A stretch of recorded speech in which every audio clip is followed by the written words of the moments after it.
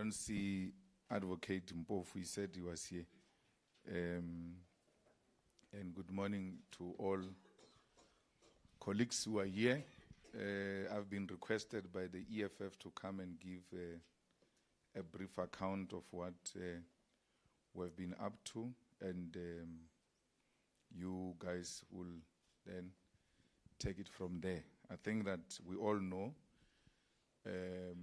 this effectively started when we celebrated 10th anniversary of the EFF, which was successful at the FNB Stadium.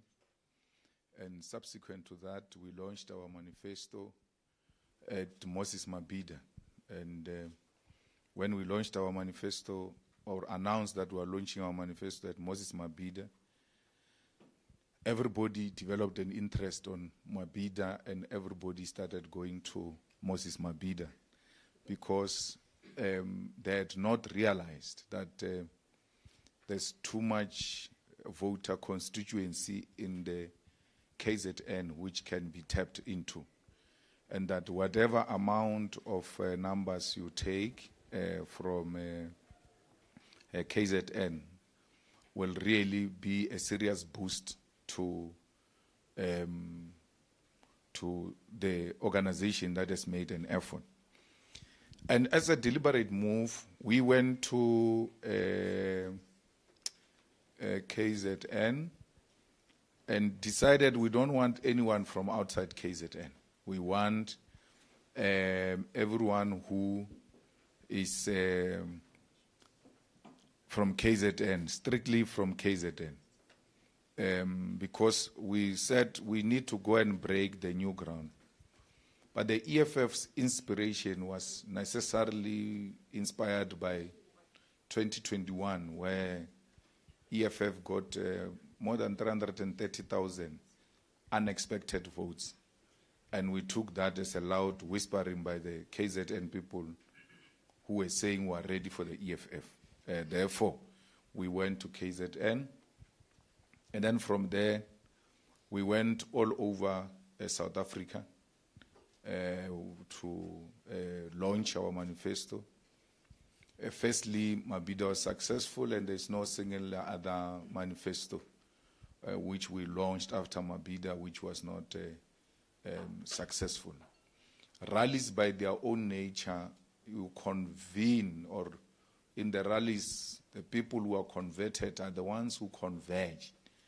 So you bring the ones who are converged into one place, and those undecided. So when people run a campaign, they run a campaign on undecided voters. You don't run a campaign on strongly EFF or strongly opposed to EFF. Strongly opposed to EFF, you don't waste time. So when you do a rally, you are targeting that undecided voter who looks at the beauty and the success of the rally and the speeches thereof, and then makes a decision.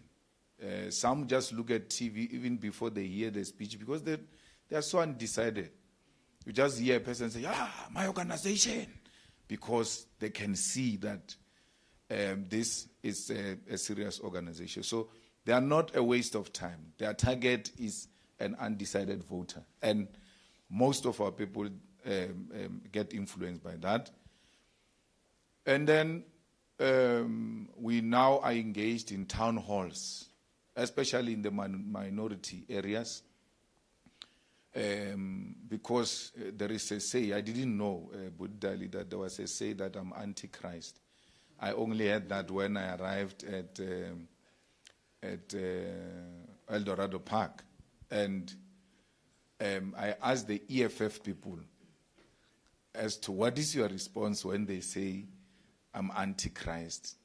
And they were all giving all sorts of answers. But there's a simple answer to give to ordinary masses of our people who are being deliberately misled.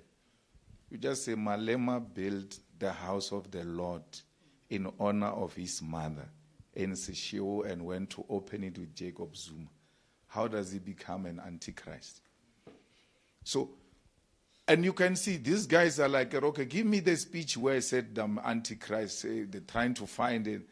But it's a big question which needs a simple answer. So We go into the town halls in the minority areas, in the virgin areas where we never had a strong presence, to come and speak to people about our manifesto and allow them briefly to raise their concerns, because we are no longer in the process of drafting manifesto. We have heard what people want, and we are dealing with that. But as an ongoing engagement with our people, we give them that opportunity to ask us questions.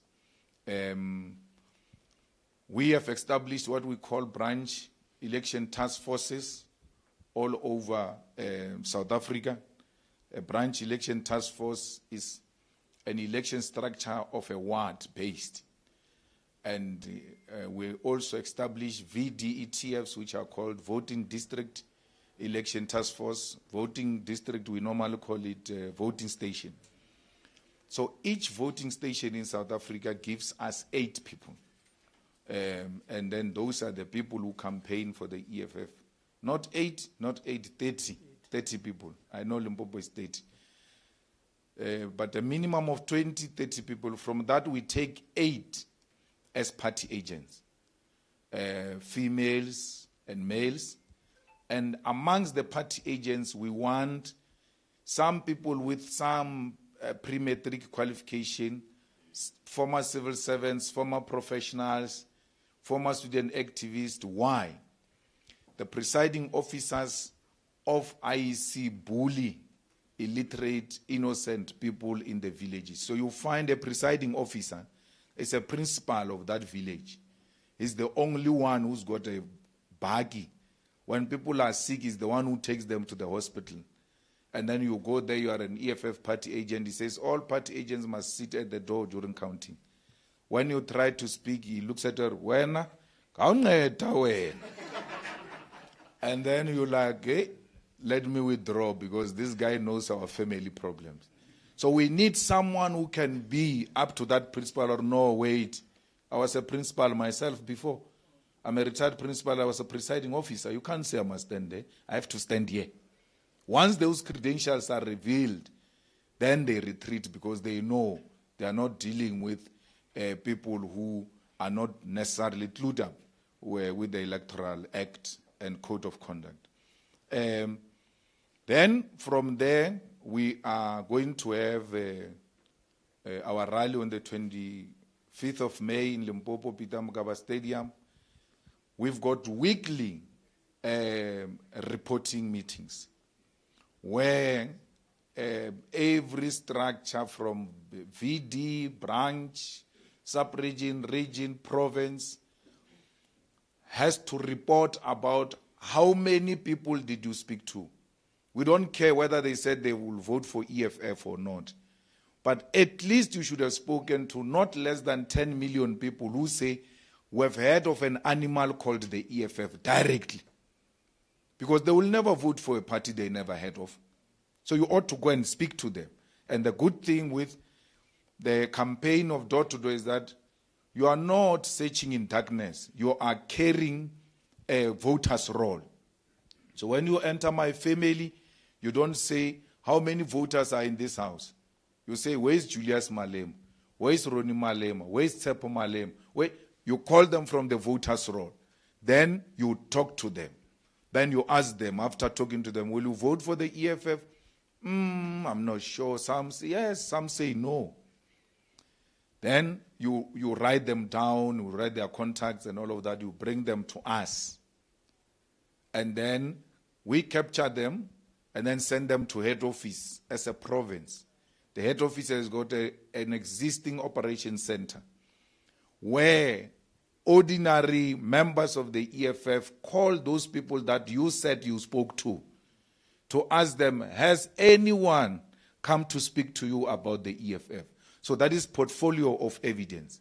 So that we don't just assume people are being spoken to only to find that people are passing time, are actually not doing the work. So the call center will call. We have established a call center. That call center, by the election time, each sub-region will be having its own agent that deals directly with that sub-region. Yesterday alone, we called 140,000 people because I just inquired about yesterday. So directly, and Those are the calls that went through. Remember, some don't go through, and then we keep on repeating them. So we go around doing door-to-door. Our campaign is mutu. So you have to speak to people directly.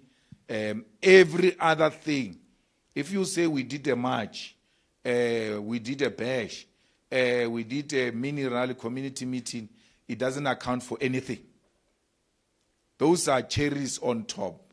The only thing we are interested in is how many people have you spoken to and where is the portfolio of evidence. And then the National Operations Center calls those people, including the party agents. So these 8 party agents must submit them, we're going to call them, confirm them, engage them in a training. Then the same thing with election task forces. If you say this is a regional task force, it must have names, surnames, ID numbers, and telephone numbers. Sub-region the same, the branch the same, VD the same. The people who are going to be party agents must be coming from that VD. We don't borrow students to go and become party agents at Houghton. There must be volunteers. Don't tell us, no, it's a suburb. There's no suburb without black people. Anyway, we know that white people can't service themselves. They need us to service them. So there is us somewhere there in the suburb to service white people. So you can't say this is pure white people. It's not true. It's a lie. It means you're not doing your work. Because in that suburb, there is a bus rank. That confirms there are people here. In that suburb, every corner in the evening, you'll find domestics in a group in that corner sharing the notes of the bosses. So yesterday it was difficult. So they are there, and you can find them if you want, even if you are looking for them. We are the best in the distribution of posters in South Africa. No one comes close to us. Why? We use our own structures. So we've got a team in each town, in every ward, called postering team. It must have names, say names. The buggy they are going to use, we need its innerties to check if there is such a vehicle. And you must submit a picture of portfolio of evidence of the buggy, the step ladder, and the people going on top of poles, putting up posters. Someone sent me a message yesterday at 4 a.m. that Metro Police is removing our posters, and M1 and M2 and all of that. We send that to MMC or Public Safety. If it's not allowed, it's okay, but it can only be EFF. So everybody else must not put. We are ready to comply with everything. So we have a television advert that will launch soon, I think beginning of May. We're just waiting for ICASA to make allocations. We have a radio advert. We've got adverts in the newspapers, including News 24. But News 24 makes some terrible rule. It says, for you to have an advert in our newspaper or online, you must come as 3 different parties, 3 competing parties to come and say, we 3 of us want to. You can hear that level of madness. No? That I must go and talk to Steinesen and then talk to Bosa, Musima Emmanuel. Let's go and make an advert at News 24. So they are making that rule for simple reason. They know what's going to happen. They know the Oppenheimers will place an advert of Rise Mzansi, Sarah, and Bosa. And say, no, but they came 3 of them. They made the requirement. But when you check all of them, they're the same thing. How do you get the adverts of Moon Pact into the News 24 platforms and you don't have others? They know there is no one who can come with the EFF. Therefore, EFF is barred from advertising on the News 24 platform.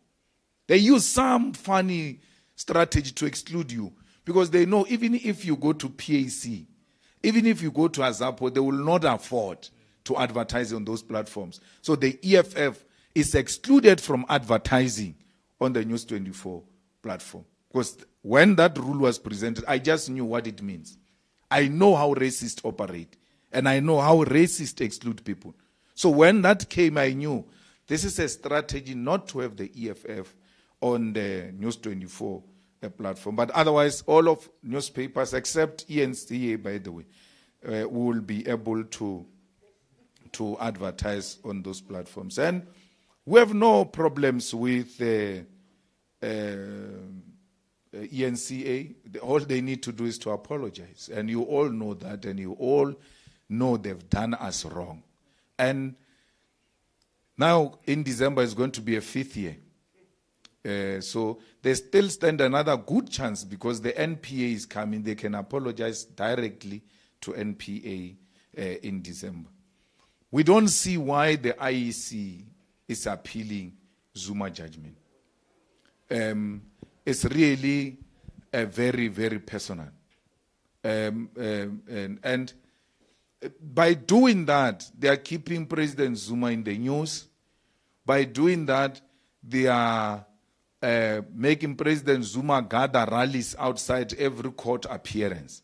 So the court appearances are being organized by the IEC.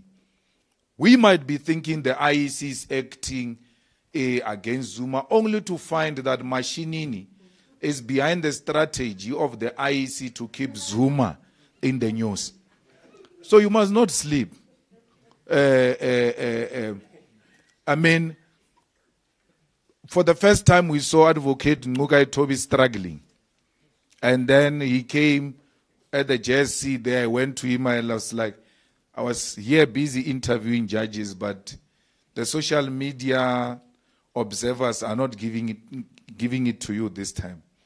He said to me openly, that one we've lost. Because he knows there is no case. So if they know there's no case, what is going to happen? Why are they doing what they are doing? And some silly mistakes that are being committed by the IEC. Remember, we have got 110% confidence on the IEC. But they are making so many stupid mistakes in a year where the election is highly contested, where they're supposed to be perfect. We are going now for 30 years of democracy. They've got the necessary experience. I mean, go and look at that signing of the code of conduct by the IEC. Anele was right to demand a picture. Why are you asking for my picture? You don't publish it. And you publish logos. My picture is my logo. It's me as an independent candidate. They didn't have that. They went to do raffle there, took out a name of an independent instead of a political party. Why do you put independents and political parties in one basket? Why? And the woman who was presiding over that code of conduct signature thing, she did not have a brief of what was happening. She didn't know what was happening. That thing was supposed to be seamless to inspire confidence. She's chairing that thing. Half the time she's been corrected by that guy. There's a guy there who came and said, you can't call an individual. Here it's a slot for political parties. That time they had called Zagi Ahmad. And you saw how happy she was. When the name of a political party came, the whole smile disappeared. And you may find it was only Zagi Ahmad's name in that thing of independence. Because also I was questioning, why do you guys agree that there must be balls in some shuffling thing, but you have never seen the names that are in that ball? What if the EFF name is not there? Each party must be given its name. A ball must be put there. We must all line up dropping the ball inside that shuffling thing to be sure there is a name of the EFF. Even after the event, they don't open those things to show you, no. They are political parties in these things. All of them are here. You don't see that. In a highly contested elections. Then, They shuffle. That guy of DA in Western Cape, Madikizela, becomes number one. His party becomes number one on the ballot paper. To show she's not sure what is she doing. She then calls political parties as they appear on the ballot paper to come and sign. But parties as they appear on the ballot paper, Madikizela's party is supposed to be number one. So what is the benefit of being number one? Because you just won the number one spot now. We had to wait even for a moment for the ballot paper to be changed and then be placed again on the board. Madikizela, what is Madikizela's party, man? African something. It's number one. But no, we are going to call parties according to how they appear on the ballot. They jump Madikizela. They do the old. Because once you are number one, you start benefiting from those things immediately. And to be called to give a speech as number one, about 2 minutes each, you are likely to give 3-4 minutes because people are not yet tired. And after you, they're like, we're going to stick to time now, but you are done. Those are the benefits of being number one. But that was ignored because she insisted on chairing that thing. She was not supposed to chair that particular thing. All of this, without a letter, I called the CEO of IEC. I said, you can't do what you are doing because this election is going to be the most difficult election. Once you go and mess up on the day, instead of us rallying behind you, everybody is going to be listing, but they did this, they've been coming. So you can't afford to make that horrible mistakes. And that includes leaking the list of other parties. I'm just happy they did not go anywhere close to the EFF list in terms of leaking, because we were going to tell you the name and the address of a person who leaked our list, because we're not going to allow that nonsense of a person undermining democracy. But nonetheless, I think all are the issues that we as the EFF are doing. I spoke about the ENCA that is more than welcome to the EFF. The News 24 has made it its business to decampaign the EFF. And we're being nice and we're being polite. And when we respond, we're going to be called anti-media freedom, anti-this, anti-that. There's no organization that has this kind of interactions with the media and highly accessible to the media in South Africa other than the EFF. Organizations, I speak of parties that are well represented in parliament, not these things that are run from the boots of cars. So, of all parties, we are the most transparent. We are here. That's why we are here. We have been here before. We always have press conferences. We couldn't have this time around as often as we want to have because of the program on the ground. But you've got a media house that has taken a decision to just be anti-EFF. Mazoti gives EFF 200,000 in 2014 as a contribution. That is a sin he has ever committed, because if he had not paid that money, this animal won't be here. That is his punishment. Leave cigarette, what. Then they say Mazoti is the biggest funder of the EFF, biggest funder. Ombudsman says, big relative to which one? Because you must compare them. Do you have others? Two. Which other donations has Mazoti ever made since 2024? No, that one of 2014, that one of 20, no, only that one of 2014. So why do you call him the current funder of the EFF? And you say EFF is even better because he made donation. And then Malema, why do you say he's the biggest funder of Malema? What do you have? That Mazoti is a funder of Malema?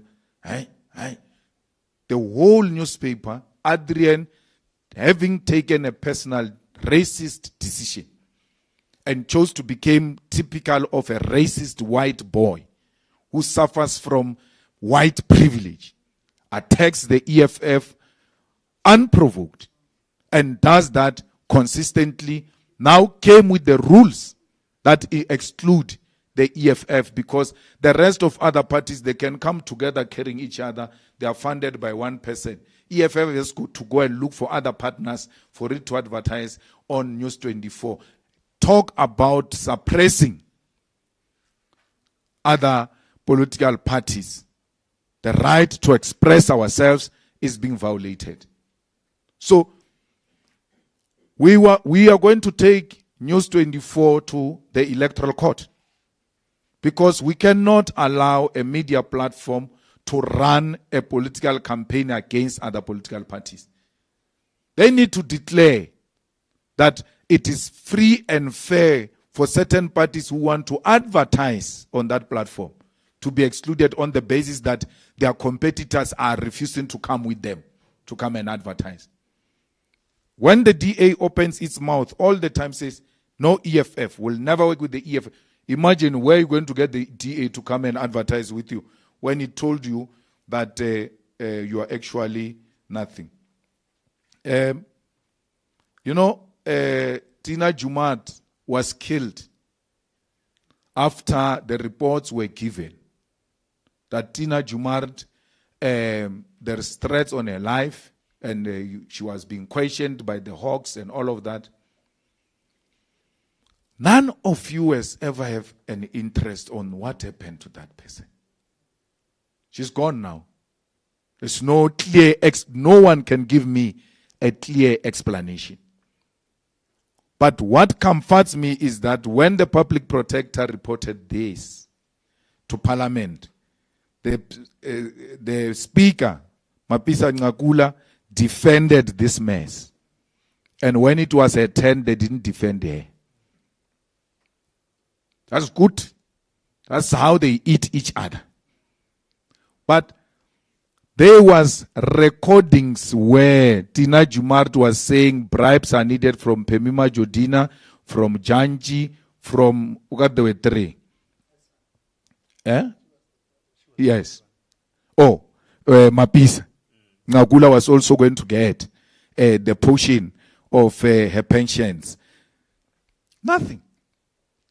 With recordings, she can't say, okay, let's institute some smaller inquiry because there is some prima facie evidence. Nothing. Nothing. And that woman is sleeping now. No justice has been achieved for her. You have a speaker who is in trouble with the law. That is another arm of the state. You have a chief justice who's in trouble with the law because Zuma has taken him to court that his appointment was not correct. But be that as it may, Chief Justice Zondo made a statement that the ANC made a good decision in 2017 when it elected Cyril Ramaphosa as a president. That was a good decision which saved the country. No one is holding him. And even this professional, including black professional legal bodies, Buddhan, no one has reported him to JCC.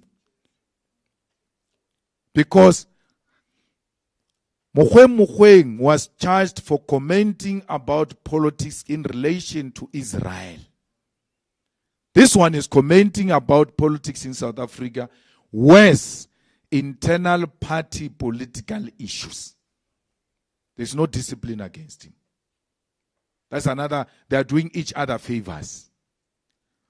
Then you have a president of the country in trouble with the law because Pala will not go away. He can do whatever he wants to do. Let me tell you, there was a case opened by that former DG of intelligence, Fraser. There's a case number. They now have to go and say we decline to prosecute so that we can prosecute him privately. There was a case number. All manner of evidence was presented by Fraser. Till today, that is not an issue. What is an issue? VBS. Malema must speak about VBS. Give me a case number against me on VBS. That is an issue. This is an issue we'll never let go. Where is the case number? Even in the absence of the case number, because of political hatred and political agenda, we must still go after them. Shivambo must account for VBS. Because of VBS, Shivambo's brain, economic brain, has shrunk. He can no longer be a good economic analyst. He can't make a good minister of finance. He went VBS. There are people who are in the dock now. There is a white man, former CEO of VBS, who was arrested and who confessed, now serving time in jail. People are being prosecuted on daily basis, especially in Limpopo. There's former CFOs, CEOs, and all of that. Not a single law enforcement officer has ever even sent an SMS to ask us about VBS, including those fraud hawks. You know, the hawks, when they hear, hey, there is a case coming against you, then they start saying, no, I'm so and so from the hawks. There is this thing, we can close it, send this much. Not even a fake call was ever made to us about VBS. But VBS. Because you cannot find anything politically, ideologically, to falter the EFF. That's why Moeletsi Mbeki speaks about the leadership of the EFF, likes nice things. That's why they want houses with swimming pools and all of that. And then you don't ask him if Fidel Castro was a revolutionary. If he says yes, you say, didn't Fidel Castro have a swimming pool? Didn't Fidel Castro have a Rolex watch? The former president of Venezuela, Hugo Chavez, a good dresser of note, a man of style. But if you compare Chavez with Malema, to Malema's haters, Chavez is a revolutionary, but there's nothing that I'm doing different from what Chavez did. Who said Chavez didn't have a pool? And Lenin. What is revolutionary about smoking cigar? Because Fidel Castro used to smoke cigar. But if Wenadali you were to smoke cigar now, you're going to be taken a picture and be questioned, what is revolutionary about cigar? But Fidel has never been questioned. What is revolutionary about smoking cigar when you are a revolutionary? So, those are the inconsistencies, those things of calling us flip-floppers. Musi Maimani said, we don't need political parties who must contest as independents. Musi Maimani today is contesting as a political party. You have never called him a flip-flop. This one who can't speak properly, Action SA, Mashab. And people said, I'm attacking people who was stuttering. Mashaba is not stuttering. No, it's not. Mashaba doesn't have a proper thought process. So he can't think and speak at the same time. That is a serious weakness in a person. He can't think. And then in Parliament, I was making a simple point. Or when you come with 1 seat or 2 or 3, it's 3 minutes. What is Mashaba going to say there with that kind of articulation? You are wasting your time. He will leave that parliament without having said a word. Imagine that the speaker is the EFF in the coalitions. Mashaba, Honorable Mashaba. Then he starts being worse. By the time he utters first sentence, the time is over. Sit down. Pelamola unyagabundlus. That's what you need. Once you stand up, on a point of order, speaker, what's that? It's not point of order, points are made. It's done. Because we are fighting for time. So, Mashaba says the EFF, when he leaves the DA, the EFF is the only party that has never come to me and asked me for tenders. I've got a high respect for the EFF. Today he calls EFF all sorts of names. None of you call him a flip-flop. None of you call President Mandela a flip-flopper. After he said he's going to nationalize, immediately after President Dali was standing next to him there. And then later Mandela said privatization is not a policy of the ANC. Well, nationalization, we're going through privatization. It's not a flip-flop. President Mbeki, who said, how do I do door-to-door and explain to people to vote for a party which has got Nkabis in their branches? Today he says, I'm available, I'm going to campaign for my party. It's wrong for you not to campaign for the party. It's not being called a flip-flop. Why do you call the EFF flip-flopper? It's because you can't falter it politically and ideologically, and its commitments to fighting for the poor of the poorest. So we are here to say to you, we are available and we are a government in waiting, and there's nothing that really can come between us and the union building. The ANC is at its weakest state now. If we miss this opportunity, we're gone, we're out. This is an opportune moment for South Africans to make a serious historical turn, because 1994 we thought we were there, only to realize now that we are now in a more crisis than we were in 1994. So the coalitions, as my last point, we are open to talk to everyone. And our demands are very simple, which have always been. They don't change. Yeah, they can change here and there. And we are not far with many parties on what needs to happen. I mean, ATM, Mazapo, PAC, MK, including the ANC, by the way, on the land question. We are not far apart. We had actually had an agreement. Was it in this hotel? In this hotel, with the ANC, that we are going to expropriate land without compensation. And they developed a cold feet. That we are going to nationalize the Reserve Bank, that we are going to establish the state-owned bank. These two we followed up when we got into Parliament. We made proposals on the nationalization of the Reserve Bank, made a proposal on the establishment of state-owned bank, and the nationalization of mines. And one of the simplest demands we made was remove the stem from the national anthem. We can find another Afrikaans version if you want Afrikaans. But the stem is not an Afrikaans version.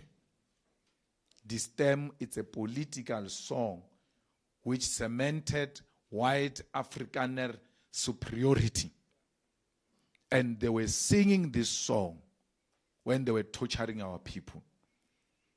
In Flag Plus, when they were having you encaged, they bribe meat there, they drink because they are drunkards. When they get drunk with the smell of their meat, they start singing this song. Today you are a survivor of Flag Plus. You must come and sing the song that is reminding you of the torture. Can you imagine if someone was to stand here and say, let's ask all the Jewish people to sing Hitler's songs? What's going to happen to you? You won't see the light of the day. But we are being made to sing the songs of our oppressors. We are made to pay Budali, an apartheid debt, which its weapons were going to kill us. You must pay for the weapons which were meant for your killing. We're being asked that. We can't.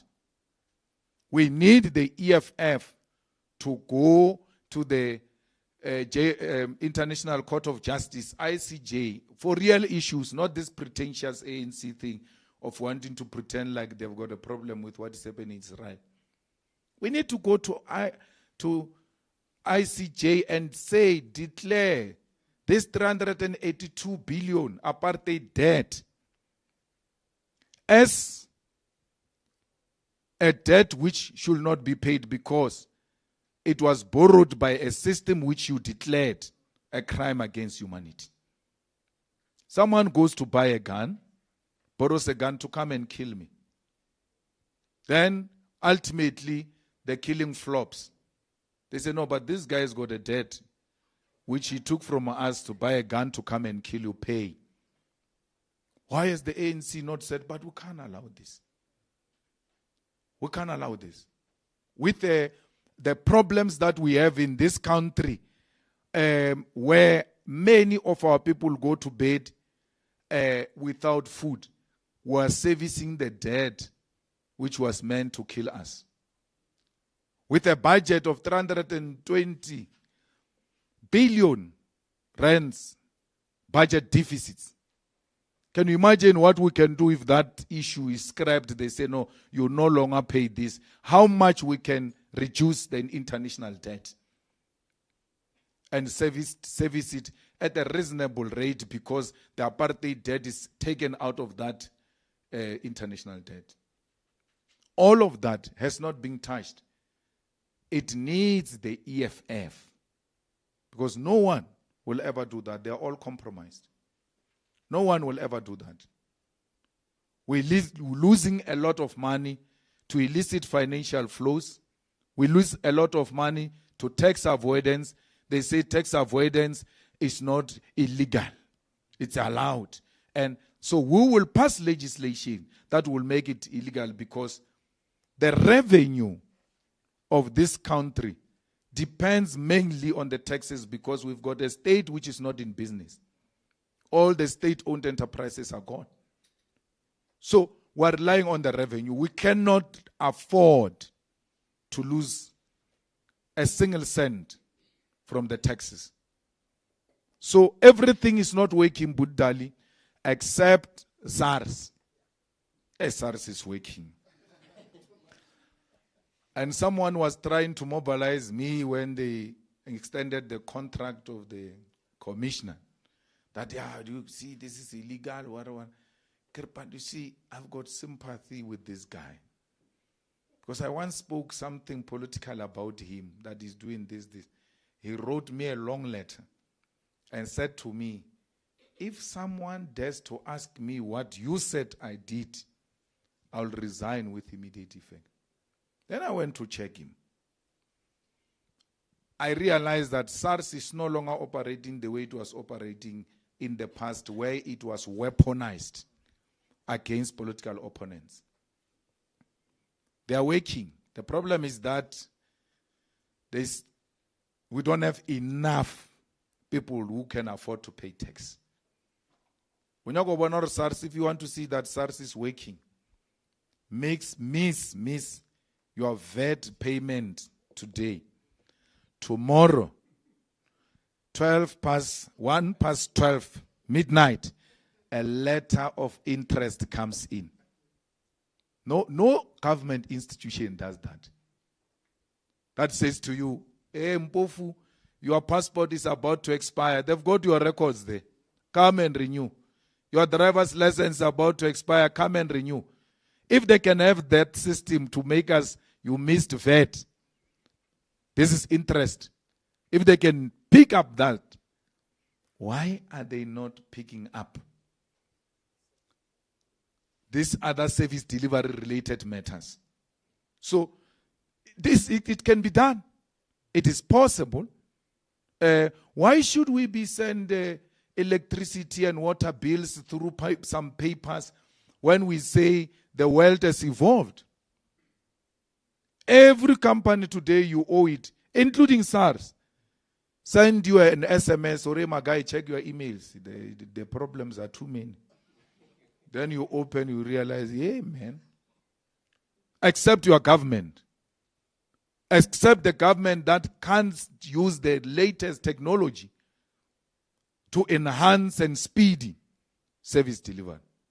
Only the EFF with a young intelligentsia, the EFF that is not immune to criticism, but EFF that loves men and women who are suitable for the job. Not cadre deployment, which is directionless, but cadre deployment, we will implement it and will do it unashamedly. But the man and the woman must be suitable for the job, not because they can sing slogans of EFF. That is not a requirement. Or even the membership of the EFF will never be a requirement. We can still have Naledi Pandor under the EFF government as a minister of international relations, because she's good at what she's doing. She doesn't have to be an EFF member. It's her loyalty to the flag. It's her loyalty to the constitution. Is she a South African citizen? Her political affiliation is irrelevant. Thank you very much.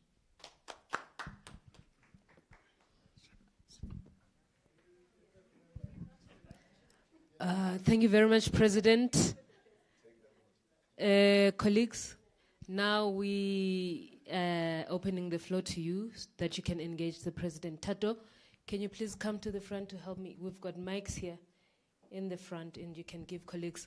Dr. Sizwe would be the first one to, let's just take three, because one would be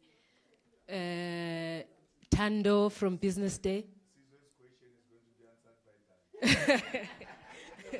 So it's Dr. Sizwe, Jamie, because can we? Oh, we'll go to Jamie then, because there's no one else. So it's Dr. Sizwe, it's Tando, and then it's Jamie.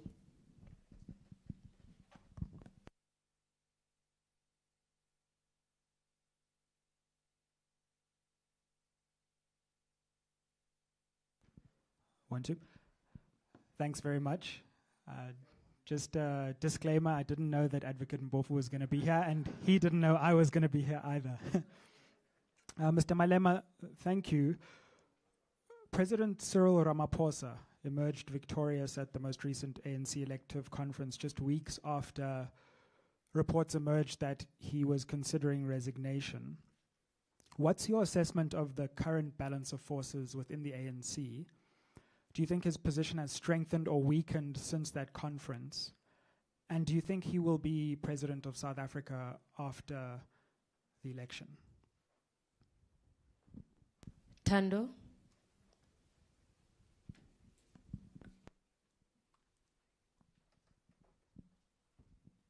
Thank you very much. Good afternoon. My name is Tando Mayeko from the Business Day. Just on various things that the CIC said and also on the manifesto. First of all, the EFF proposes a wide range of overhauls, particularly with regards to South Africa's tax system. One is to introduce a wealth tax. I want to know what percentage are you looking at. Second of all, the EFF also proposes increasing corporate tax from 28% to 32% with a 25% dividend tax. Don't you think that this is kind of defeats the purpose? Because most tax-heavy companies, such as mining and Sasol and let's say ArcelorMittal, will probably move their business elsewhere. And then just on coalitions as well, you mentioned how you are not closed to the ANC, but you also mentioned how in this very hotel, you discussed things such as land and nationalization of Saab and also, what did you say? State-owned bank. You guys agreed on that, but then they went to Parliament and did a U-turn. Are you not perhaps concerned that should you go with a coalition with the ANC, then the ANC would do a U-turn on any other agreements? And then this year is EFF elective conference year. I understand probably in December. You have mentioned that you are open to a third term. Let's say May 29, EFF is in a coalition with other parties, and then you get EFF members in cabinet positions or as MECs. Do you think that this now EFF in power within the state will perhaps change the nature of contestation with the EFF, which has perhaps been run smoothly since 2014, because EFF members now know that, okay, if I get a position with the party, then there's likelihood that I'll be a minister or an MEC. Thank you.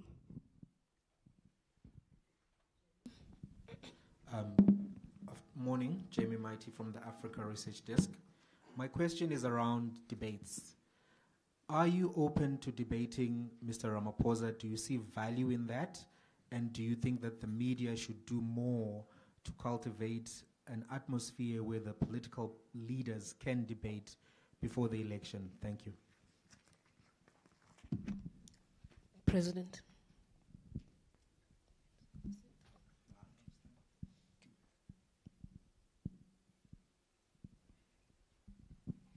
Thank you very much for those questions. The resignation by President Ramaphosa is there. The president resigned when the panel released the results. When it said there are serious issues that President Ramaphosa must answer on Phala Phala. And when those panel outcomes came, the president resigned out of his own conscience, only to be persuaded by a political cabal that he must stay because his leaving means he's going. They are going. So where there was central, Praveen was central, and then don't worry, we'll squash this thing. Then the first thing they did was to use their majority in parliament to squash the truth under Nosfear Mapisa Ngakul. From that high chair of a speaker into the dock. Very interesting. Defender of Phala Phala. Had she held that guy accountable, maybe we'll be sympathetic. We have no little sympathy with a person who protected corruption of Ramaphosa in parliament. Not only that, you know, the day I once asked Floyd, I said, I think we must resign from this thing and just go and build an organization. That's the day they rejected an investigation on ESCOM corruption. No one said there is corruption. We said, but there are serious allegations, worse from the former CEO and all of that. Let's go and check what's happening. You check what? This anti-corruption government of Ramaphosa defending not anything outside what is being done. An ad hoc committee that looks into the corruption of ESCOM, which is what members of parliament do from time to time. Said no. So what is going to rescue, I was listening to the recording of the NEC meeting of the ANC. What is going to rescue Ramaphosa is if he maintains the percentage or it goes up. Anything less than that is going to be asked by his own faction, or we need to try someone else because it's not working. The ANC strategy was outlined in that recording. I don't know why you don't have it. I must give you. No, I will only give you. They must get it from you. The ANC strategy is we have to get the same number or increase. And for us to get the same number, we need 11 million votes. If at a 70% turnout, 11 million vote will put us at 57%. But anything above that, at least there will be an increase. If you get less than 11 million votes, that's a problem. Why is it a problem? They know. It then starts internal debate. Is this guy really being helpful or not? It's the same as the EFF, by the way. If EFF declines its support now, my name is going to be on the table, or no matter, maybe let's try someone, man, because we tried many times and it's not working. It works like that in political organizations. Once you decline support, then the discussion starts around your head. That's why you see me working like a headless chicken, because I don't want to be part of any topic. Everybody must just say, when you say Julius, what are you saying? Well, we deliberately are not putting percentages or amounts on wealth tax and corporate tax and dividend tax, because it's a serious debate that we need to introduce, and the laws that we must look into if we are not going to have other sources of revenue. Because the way the corporate tax is being paid now. I mean, the amount of money we get just from mining alone can run the education of KwaZulu-Natal. Corporate tax of mining sector alone can't pay for the education of the children of KwaZulu-Natal. But we are one of the richest countries when it comes to minerals. But those minerals don't benefit us with anything. I was saying the other day that, I don't know what these guys took from Oppenheimer. Maybe Budali one day will tell us because he was there. Where they allow DBS to go and share 50% with the Botswana government. And just across the board, they can't do it. And then when we say do that, they respond the way you were saying, my sister, of a business day. We will leave to other countries because these laws are dangerous for our business. We're not asking for anything they have not done.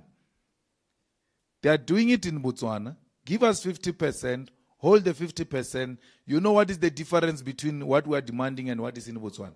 We're demanding ownership and control. So Botswana only owns, doesn't control. So they get told how many currents came out of your mines this year. They don't know. So we want to know ourselves directly by being hands-on so that we share a reality and not some speculation or what the bosses decide needs to be the way forward. The EFF is in power in Ekurhuleni. The EFF is in power in Joburg. The EFF is in power in Mogale City, in Nelson Mandela Bay. We used to be in power in KwaZulu-Natal, in eThekwini. Actually, we are even in a more powerful position in Nongoma as deputy mayor. I've not seen anything like that. Of people saying we are now, Dunga has got blue lights. I don't have blue lights. No one has got blue lights. The whole provincial chairperson comes to a meeting with blue lights and bodyguards. So what? Nothing. The only thing we love is the EFF. That's why in Parliament you can join today. Muzwanele Manyi, we take you to Parliament. All we want is the organization.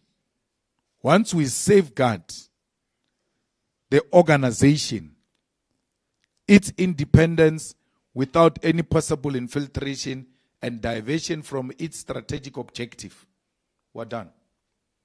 You can take anyone to Parliament. If they do what is not EFF, we recall them tomorrow.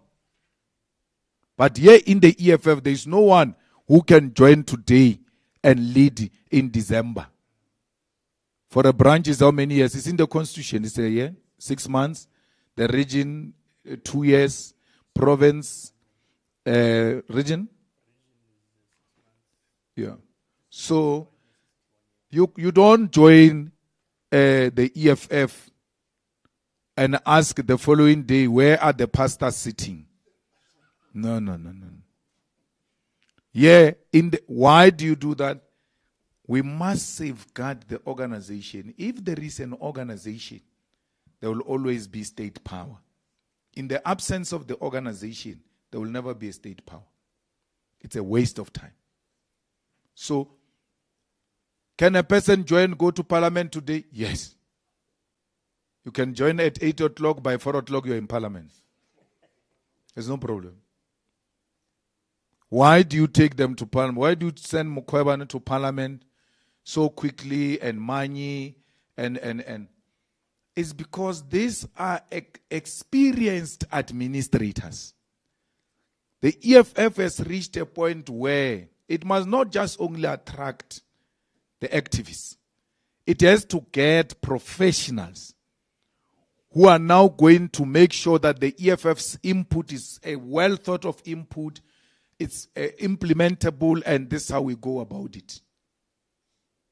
So, we cannot recruit an advocate, recruit a former GCIS spokesperson, and then recruit Eugene, who's got this influence in the art sector, and say, no, go and spend time in the branch.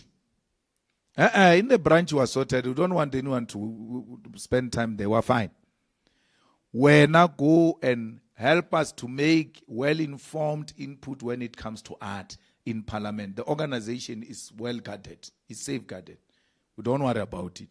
We worry about government. I just said to you now, we can propose now Lady Pando to be a minister of international relations because she's got qualities. She doesn't have to be a member. So, for 30 years, we suffered from illiteracy and incapacitated leadership, which blackmailed us with struggle credentials. We've honored them. It's done now. We've given them the honor and all of that. They can't take you beyond anywhere. If you want to know that these people are stuck, go and ask Lindiwe Zulu. Why are you not paying social grants on time? We liberated you. We went to the camps and we fought for this country. We're talking about grants. But Fanon speaks about those people. That these guys, when they get power over a period of time, they can't explain their purpose except to plug you and permanently hold you in the struggle credentials. They don't know anything now. So you ask anyone, even Ramaphosa, you guys, at least that one you made noise about it. He was talking about struggle, this struggle, that. The liberation movement after 30 years in power self-destruct. And it doesn't matter whether the EFF is there or not. It will self-destruct. And therefore it requires, by the time it self-destruct, there should be a formidable alternative for the rejected masses of our people. So that's what we're trying to do with the safeguarding of the EFF. So I'm available to be president of the EFF in December. I'm not, the reason why I'm not saying is because I'm not asked. I will answer it. If they come to me, I'm going to say, hey, I've been waiting for that question. I will answer it with branches, then I will answer it there. Our conference is in December, by the way. It's not going to change that. No matter the outcome of the elections, we must stick to the constitutional requirements of the EFF. By the way, we are the only organization that got formed after 1994 which does this thing. Your favorite Action SA 405, Mashaba. Because 405, even when Mashaba brushes the teeth, they are calling him. Stop what you do. I saw a debate, I don't know which channel was that, of 3 leaders, ANC, DA, EFF, Action SA, and this the other one. I'm like, what measures are you guys using to decide to exclude the IFP and the Freedom Front? Because Mututile mobare, mampela rampela, hey, odio. She got 4 seats, no 2. It was her and Towama. Towama dismissed Mampela Rampe. But let's go and check the amount of coverage you gave on Mampela Rampe. What measures does the 405 use and the Mail and Guardian use to exclude parties with evidence that they've got support? Why? If you want a debate of new parties, do it. They must debate amongst themselves. I told Musima Iman on Twitter, The last time Musi Maimane trended and appeared in front of a newspaper, it's when he tried to do that thing of tour with me on Twitter. And I said to him, I will talk to you after the elections because we are not equal. I'll talk to him after the elections. You want a debate of those people, call them alone. What criteria are you using? And I don't understand. Why is the IFP keeping quiet? Why is the Freedom Front keeping quiet? Why is everybody with evidence of electoral support keeping quiet? I have no problem with you debating the new political parties that are not represented in parliament. You can have them. But do not call political parties that are in parliament with people who are not sure are going to be in parliament. Comrades, that thing is very difficult. That thing of the votes. You go into a ward, call gogos into a tent, give them 100 blankets, 100 food parcels, food, everything, dance, nice. They go home. Tomorrow is by-election. Not after 2 weeks. Tomorrow, you get 30 votes. You had 100 registered gogos in a tent. Hey. Hey, I always look at you, say, hey, Zuma this, hey, Zuma that. I'm like, hey, this thing. If I'm asked to do it again, I will not do it. It's not easy. Someone was saying ACE did not register, he missed the deadline of list ACE and who. I send it to you, but there are two. And Matunjwa. Matunjwa, powerful man in the mines. A powerful union. What? We are going to form a political party. It came the time now to form a political party. If you don't know it, you must ask Ivan Jim. With so many buggies and posters everywhere, and 400,000 registered members, only 18,000, not more than 20,000, mainly in PE. The whole revolutionary. More. As a man paper, more. It's very difficult, this thing. So, we're not going to be called to come and debate with people who are not going to get anything. Let there be a debate of new parties. Let there be a debate of independent candidates. Let there be a debate of parties represented in parliament. I'm not saying don't cover them, but don't put them like they're our equal. We work very hard. So, I have no problem debating anyone. I was a debater, by the way, at school and won my school 10,000. And then I went to tell my mother, she's like, where's the money? The money is for the school. Useless. So I love debate. I love debate and I promote debate. It's not in the culture of South African political parties to debate, but if it gets introduced, we don't have a problem. We debate in parliament, by the way. So we really don't have a problem. I can debate President Ramaphosa. If I debate President Ramaphosa, I can tell you now, we are not going to be far apart from each other. He can't say from his mouth, he doesn't want the return of the land into the hands of the people. He'll never say that.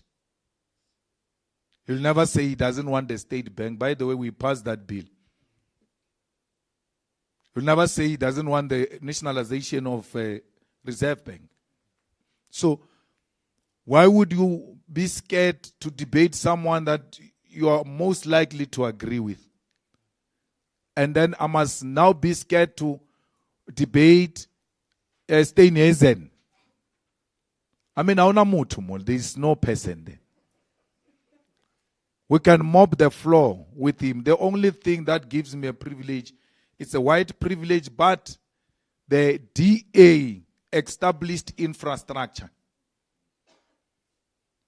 There's already an infrastructure. That's why this matriculous can behave like he thinks he's bigger. He found it.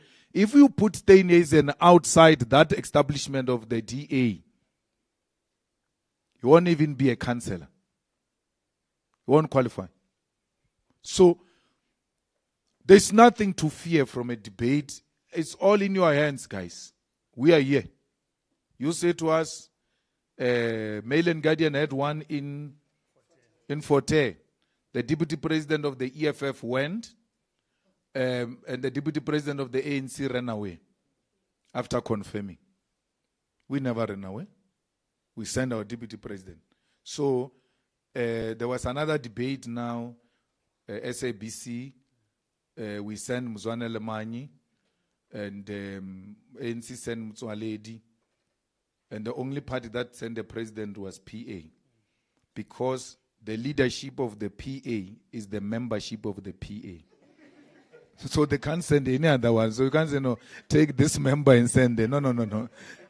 You must write that, you must have it in your mind. The leadership of PA is the membership of PA. So if they call a rally and erect a stage, they are all going to sit on the stage and there won't be anyone. And it was proven in Orlando Stadium. The leadership is the membership. So, and in the debate, as a debater, when people debate, you always have that thing. The PA president says, now the Nigerians have taken over the business of drugs in this country. And he said, prostitution. They've taken, how can that be a complaint that people have taken over the business of drugs and prostitution? From who? They took it from you. He's fighting for the business of drugs and prostitution. He said that. And if he was debating me, I was going to stop there. Are you fighting to prostitute people and sell drugs? Why do you say they've taken over? The takeover is not a problem. The problem is getting rid of drugs and arrest the criminals irrespective of their nationality. When I speak about South Africans getting jobs, getting land, getting houses, Naledi Pando being must have a South African ID, has got South African political credentials. Those are the priorities. But in saying so, I must not speak bad about my African brothers and sisters. I always say, which you deliberately don't cover and distort, the jobs in South Africa are going to be given to South Africans. The only requirement is a South African ID and qualifications. I don't have to take a platform and say, no Zimbabwean will work here. No. But you hear what I'm saying. And of course, the Zimbabweans will work here. If there is a skill that we think they are bringing into our country, we'll definitely employ them, especially if that skill is not available. That's how the world economy is built, by the way. That's what makes America a superpower. The American military, we are told, is the one that discovered internet. But in reality, you might find that there was some young man who was so clever, and it came to their attention that, hey, there's this guy with this kind of different mind and brain. They come fetch you and say, show us here. And then from there, they finance that idea. From there, it becomes an American idea. Anyone with a skill all over the world, if Americans identify it, they don't wait for you. They come and say, we'll give you a green book. Come to America. So we hate people, even those that have skills that we don't have. We've got skills deficits. We've got, and we must admit. And one of the trainers of artisans, one of the best trainers of artisans was Eskom, which is now paralyzed, which means there's going to be a shortage now of artisans unless we revive Eskom and put it where it was. We in South Africa are still piloted when you fly by white Afrikaner males. If we want well-trained females with hours, necessary hours to be pilots who can fly commercial flights, they may be found in the continent. We may not have them here, But when you go and fetch them in the continent and bring them here to dilute that whiteness of pilot space, no, you're giving jobs to Zimbabweans because you are comfortable with giving jobs to white Afrikaner males. You don't have a problem with that. Why are we still having sectors dominated by white Afrikaner males in the areas where we don't have skills, and we don't go and borrow African skills to come here to dilute the whiteness of those sectors? That is a debate which must not be had, because people can't vote for you. If you say that, you must know votes are going. You can call us flip-floppers for what you want. Since 2013, the formation of the EFF, and 2014 manifesto of the EFF, we have never shifted, both on our economic policy and our international policy, our foreign policy. We have never shifted. And you can't come here and say, no, you are wishy-washers. We are not wishy-washers. You go and read our founding manifesto and what we are articulating now, you will realize that you are overusing the word flip-floppers, because we have never.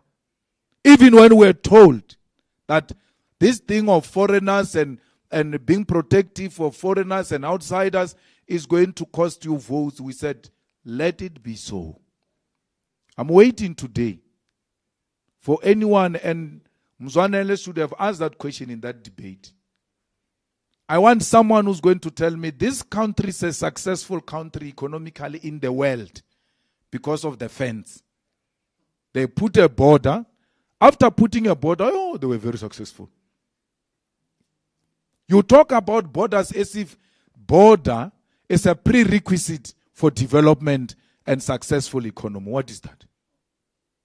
What is that? We have never preached for undocumented people, because we would have said South Africans must not get IDs if we are promoting undocumented people. How do we say South Africans must have IDs, have an ID campaign during elections, and then the rest of others must not have papers? There's no such a thing. Everybody must be documented. But where you stay is immaterial. I was brought up by Peter Mokaba. Peter was close to Castle Matal. Peter, by all this time, thought Castle Matal was Tsonga, because he came from Zanin. He realizes later that, no man, when are you baby? Says, yes, says, all along I'm concluding that you are Tsonga. Why? It has never been any issue. Just, he's from Zanin, okay, yeah. So, it's like someone who comes and say, I'm Matala from Eastern Cape. I want to hear Matala. I'm going to hear Eastern Cape, and that's it, done. But only to realize this guy is Pedi in Eastern Cape. Because there are people who were forcefully removed in Matala and put in Eastern Cape. And today all of them speak Xhosa. But it's irrelevant that. I don't care about that. What is relevant is, can this comrade perform a task?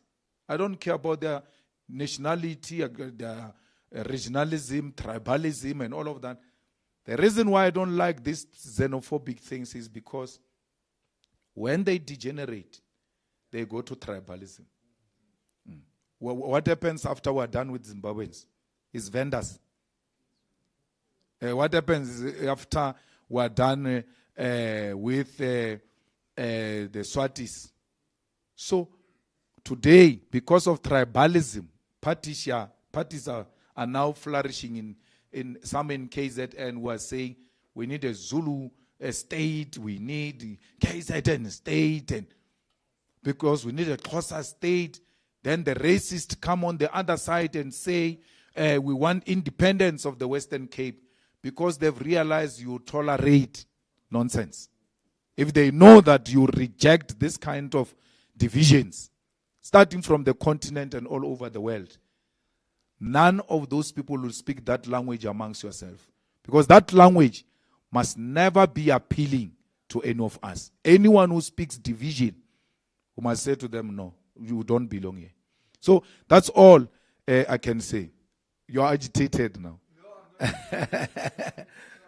Yeah. Thank you, sir. Mr. Malema, I hear what you're saying, particularly on this issue of tribalism and all of that. But what happens if a guy that's named Van Rensburg comes and then he says, listen, I am here. I want to build. I want South Africa. I want to work. I want for us to work together.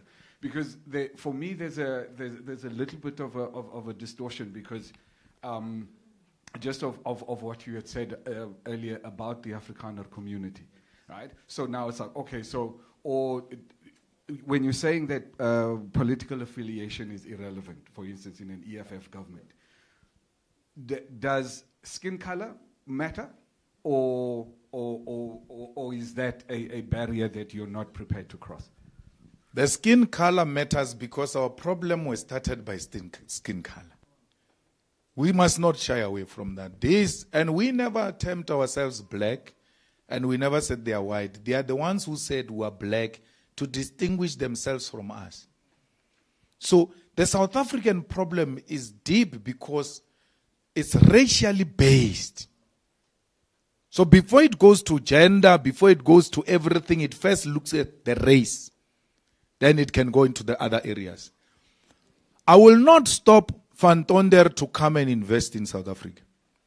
But I will not have a sector in South Africa dominated by Van Tonder's relatives. This is exclusively theirs. When you talk agriculture today, the first thing that comes into your mind is an Afrikaner. Why are the blacks not there? They don't have the land. We're not going to say Van Tonder must go. Van Tonder, you have been having 30 hectares of land.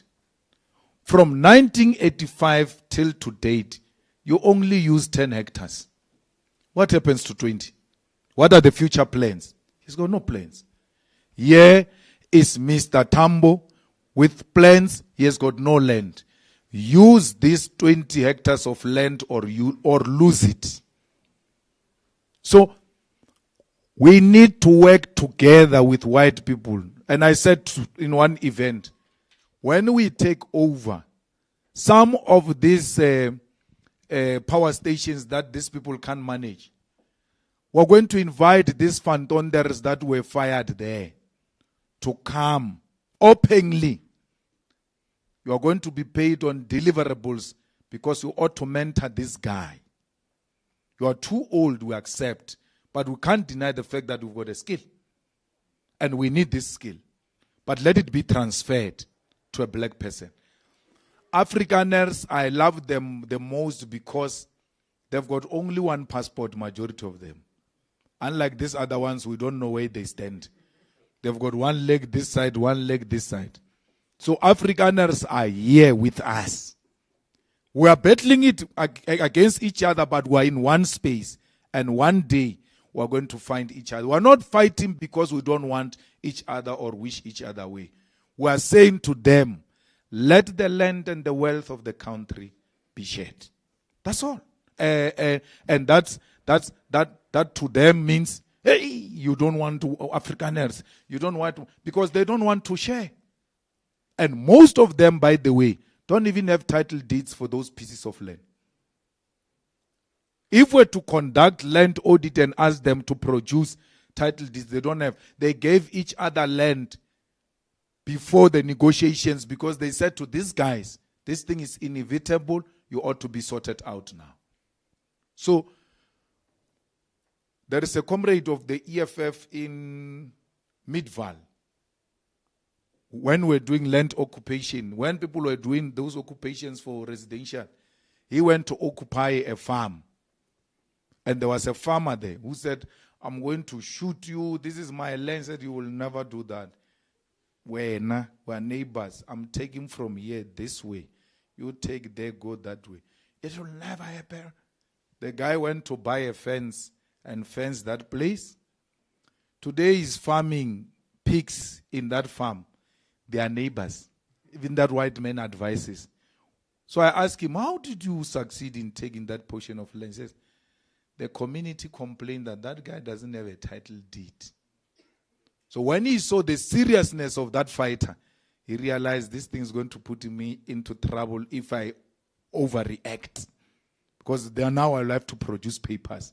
So let me be accommodative so that there is no noise around me.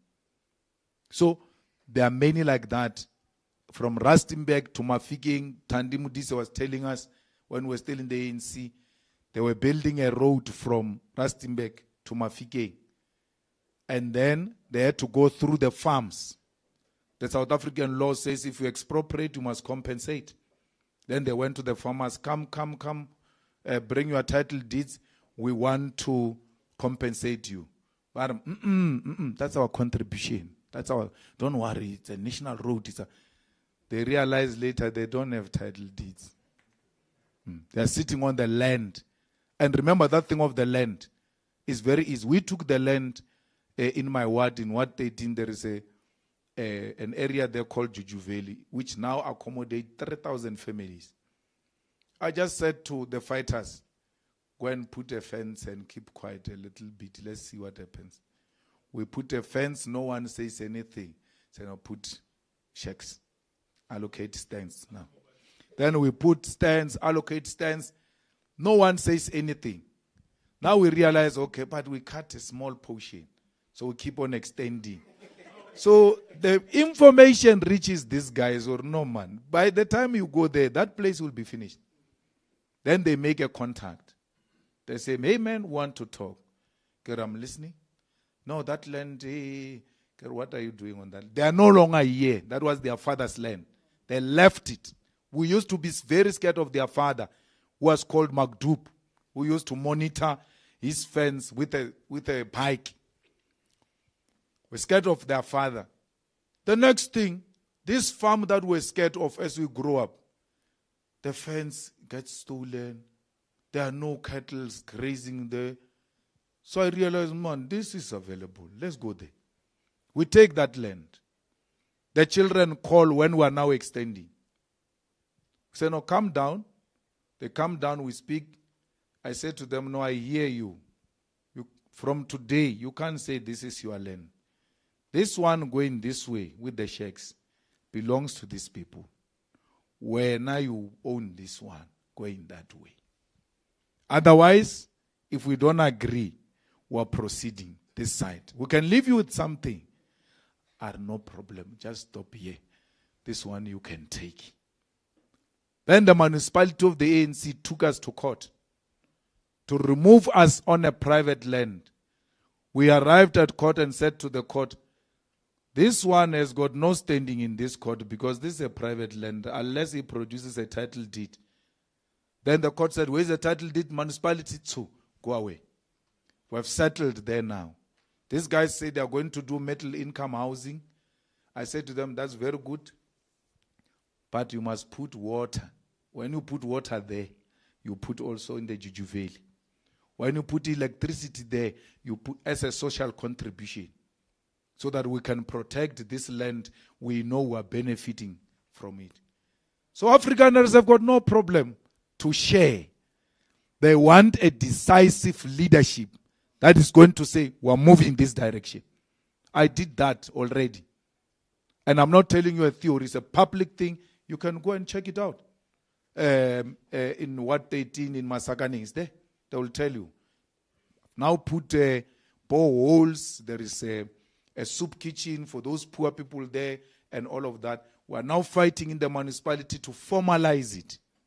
And the owners are ready to subdivide it and hand over the title deed to the municipality. But these crooks of the ANC wants the men to give them the price when the man has already given us the land.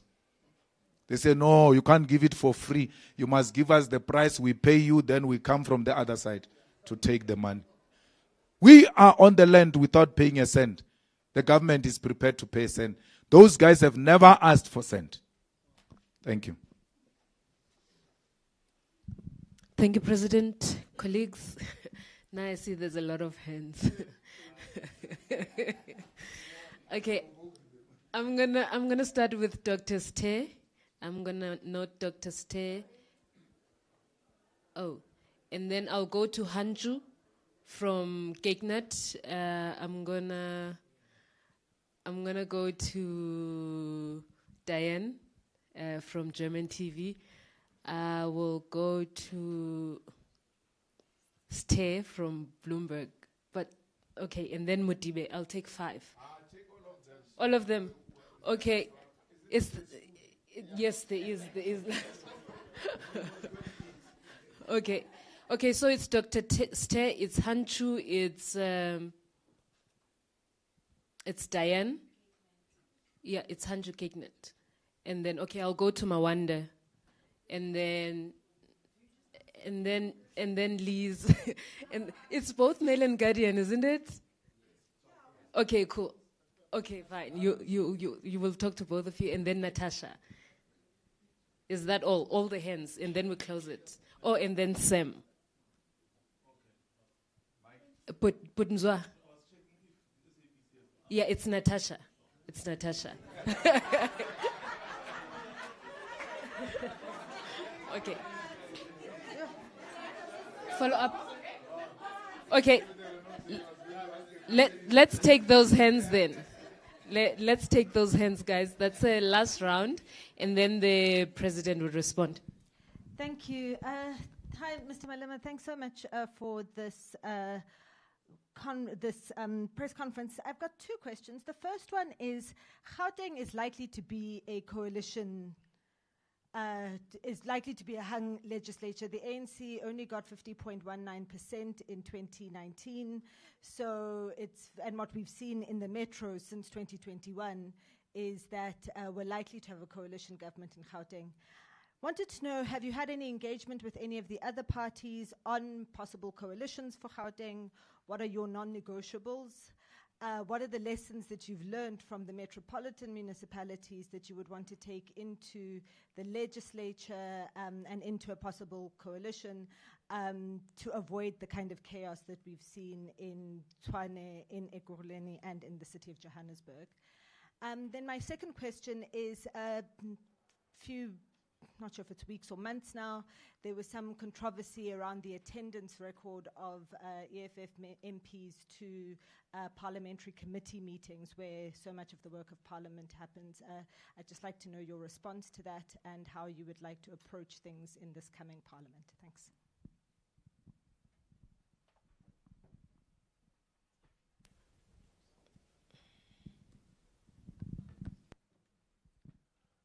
Hankulo from CakeNet. Thank you, Mr. Malema. Just 2 quick questions. Do you view the MK party and Mr. Zuma as particular allies going into the election and after the elections? So do you think that they would be able to assist you in your particular goals over and above some of the other political parties, opposition parties that you have referred to in your speech? And then I just want to jump back to some of the comments you made regarding the DA specifically. Steenhuisen has been quite vocal in referring to yourselves and your coalition partners, especially in some of the metros, as a doomsday coalition. I just want to get your take on that. What do you make of that statement, and how do you think you could, bring the evidence that you were so vocal about to work against that narrative that they are pushing quite hard at the moment? Thank you, Mr. Malema. Thank you. Diane Hawker, just to clarify, I'm from Deutsche Welle, which is a German TV station, but the name is Deutsche Welle. All right. Mr. Malema, thank you for the opportunity. My question is, 2 questions. We've had 24 days now without load shedding, which seems like a bit of a Christmas miracle in the middle of the year. Maybe your assessment on what's really going on behind the scenes. Is it an election ploy, or is this really change that we're seeing in the state of our electricity supply? And then in terms of the coalition politics, just an add-on to Dr. Mbete's question, she mentioned Gauteng and what the non-negotiables are. My question is about, at a national level, what are the non-negotiables when you're thinking about coalitions?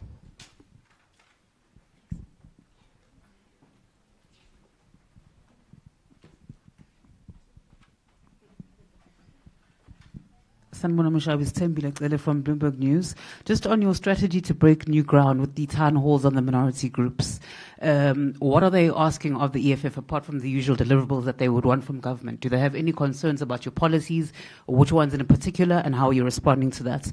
Then just on Diane's question as well around ESCOM, the claims by some in the ANC that there's sabotage that is at play, is it a preemptive strike in case they don't do well in elections, or should there be a genuine concern around that? And if so, are you worried about, the integrity of the elections being compromised because of, let's say, a blackout the day before or in the days?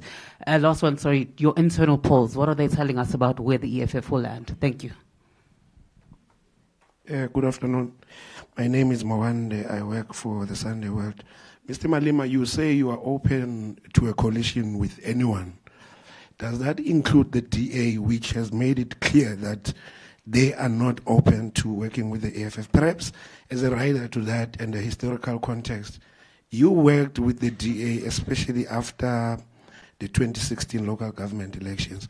What changed? When was the breaking point, and exactly what happened between the relationship, the coalition relationship of the EFF and the DA? Thank you very much.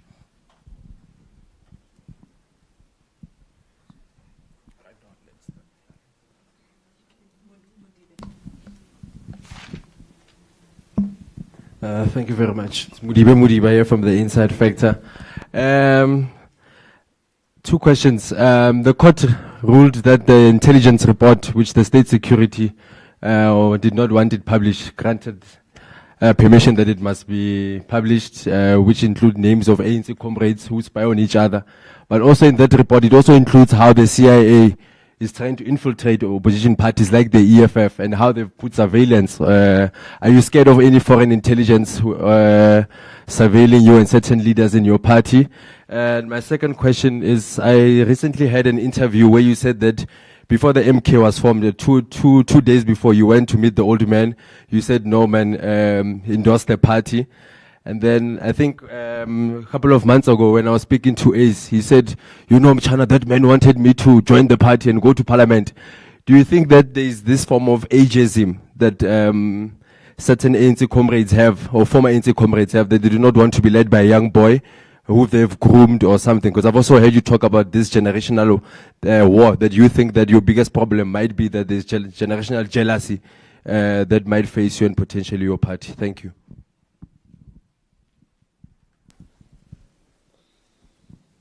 Good afternoon, Lizega Tandwa from the Mailing.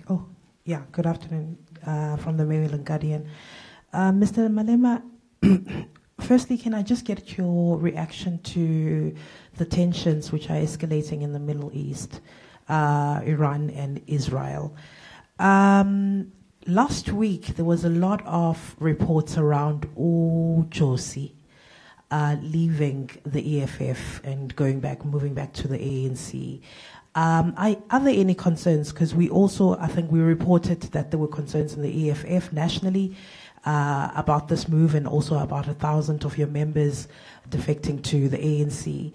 Are there any concerns from your end in terms of how this might impact your voter share in these elections? And what exactly has there been a strategy and how to mitigate against this? You've spoken about your transparency, and I'm going to try my luck and ask whether the EFF can reveal, given that you've talked about direct contact with your voters, and you've talked about your nerve center, if you can reveal how much has this electricity, how much has this election cost you?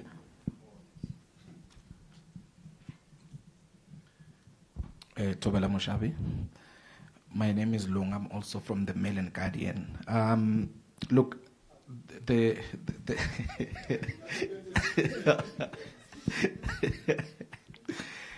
Mushabi, look, the first one would be, the IEC now with the new parties, they've basically said that they don't necessarily have a database to show that those signatures that these new parties were putting there are actually those of the people whose IDs belong to. And they've left it to Parliament. They're saying that these parties, when they go to Parliament, you guys in Parliament will deal with that. what do you think Parliament should do if one finds that those signatures were forged? Should those maybe parties be removed? Or what is going to be action? And don't you think that the IEC is opening itself up for litigation? That's the first one. And then also the IFP, considering that they're in the MPC, they've said that, look, they are open to working with you if they don't get a 50+1. Would the IFP be an ideal candidate to work with? And also with MK, I mean, MK already, you are saying that you can work with them, but I just want to know on what basis, because, I mean, they've not released a manifesto. So what is it that you say you find yourself having some similarities with MK? And also the issue of the deputy president. I mean, I saw also on the debate that you as the EFF wanted to give him the Ministry of Finance because Trolip was accusing that you want him to steal there. What do you say about those remarks? Thank you so much. Natasha.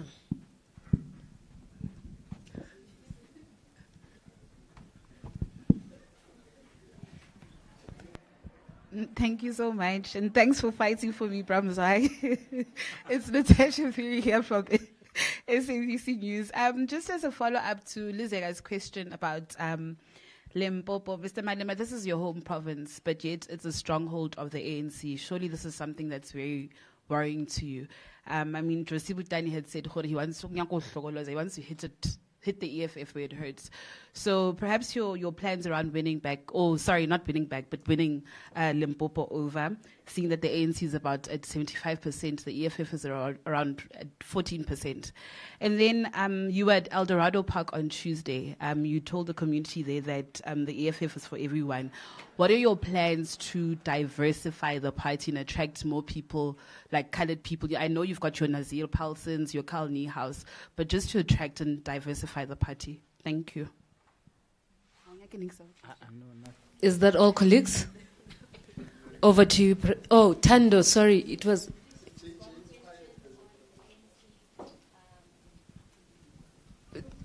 There's a mic.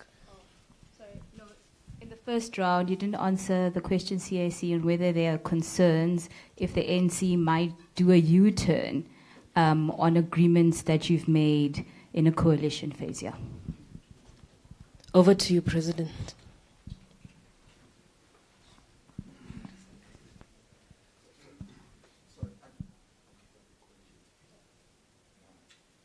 Sorry, Bishop, before just that, just one that I wanted to add.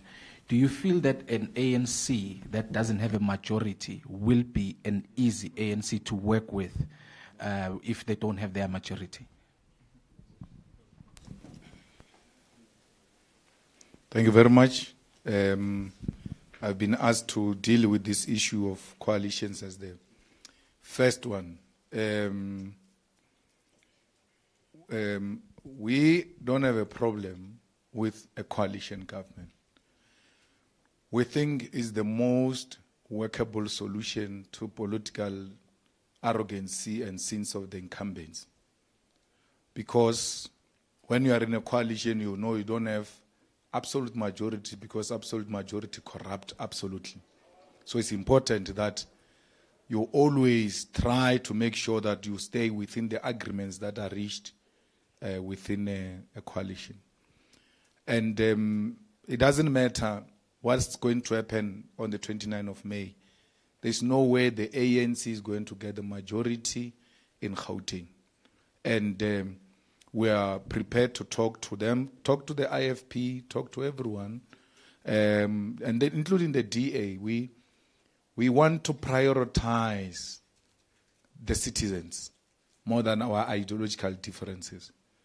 But also, we know an inclusion of the EFF in a coalition comes with a huge opportune moment for us to gain some experiences, but in a practical way also display to the people of South Africa what we are capable of doing.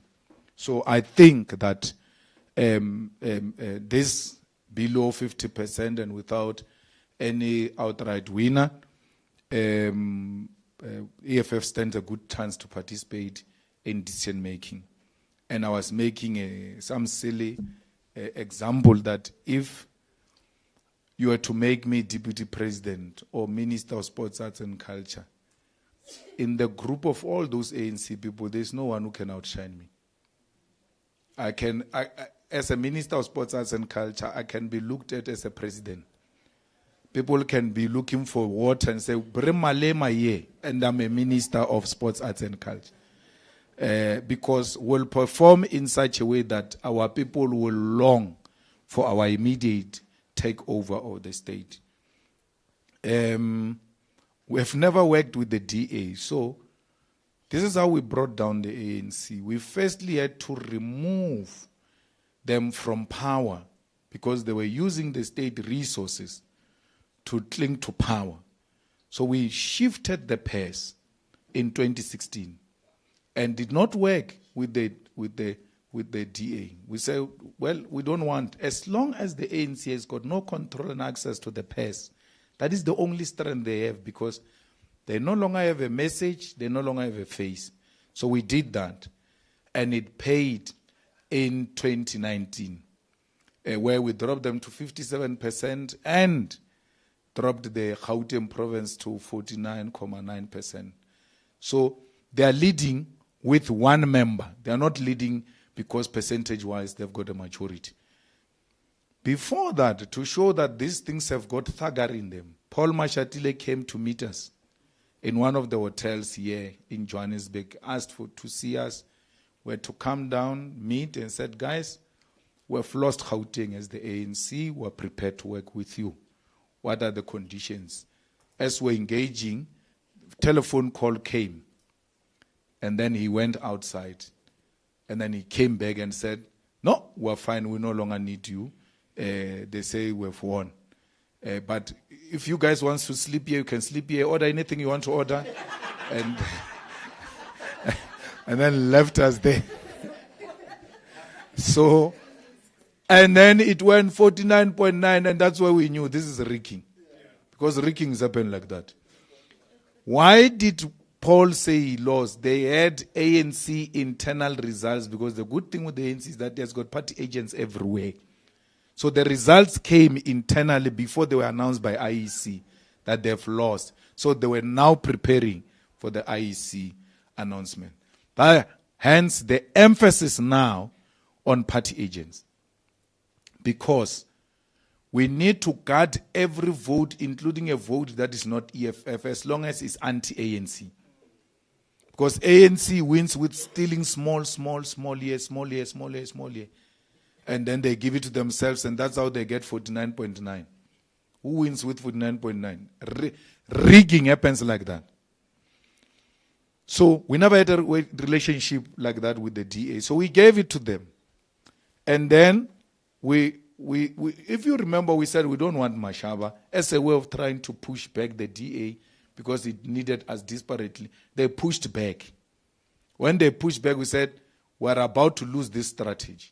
Let's concede Mashaba. They put Mashaba in. And then when they put Mashaba in, we became the good government ourselves of Johannesburg without being inside.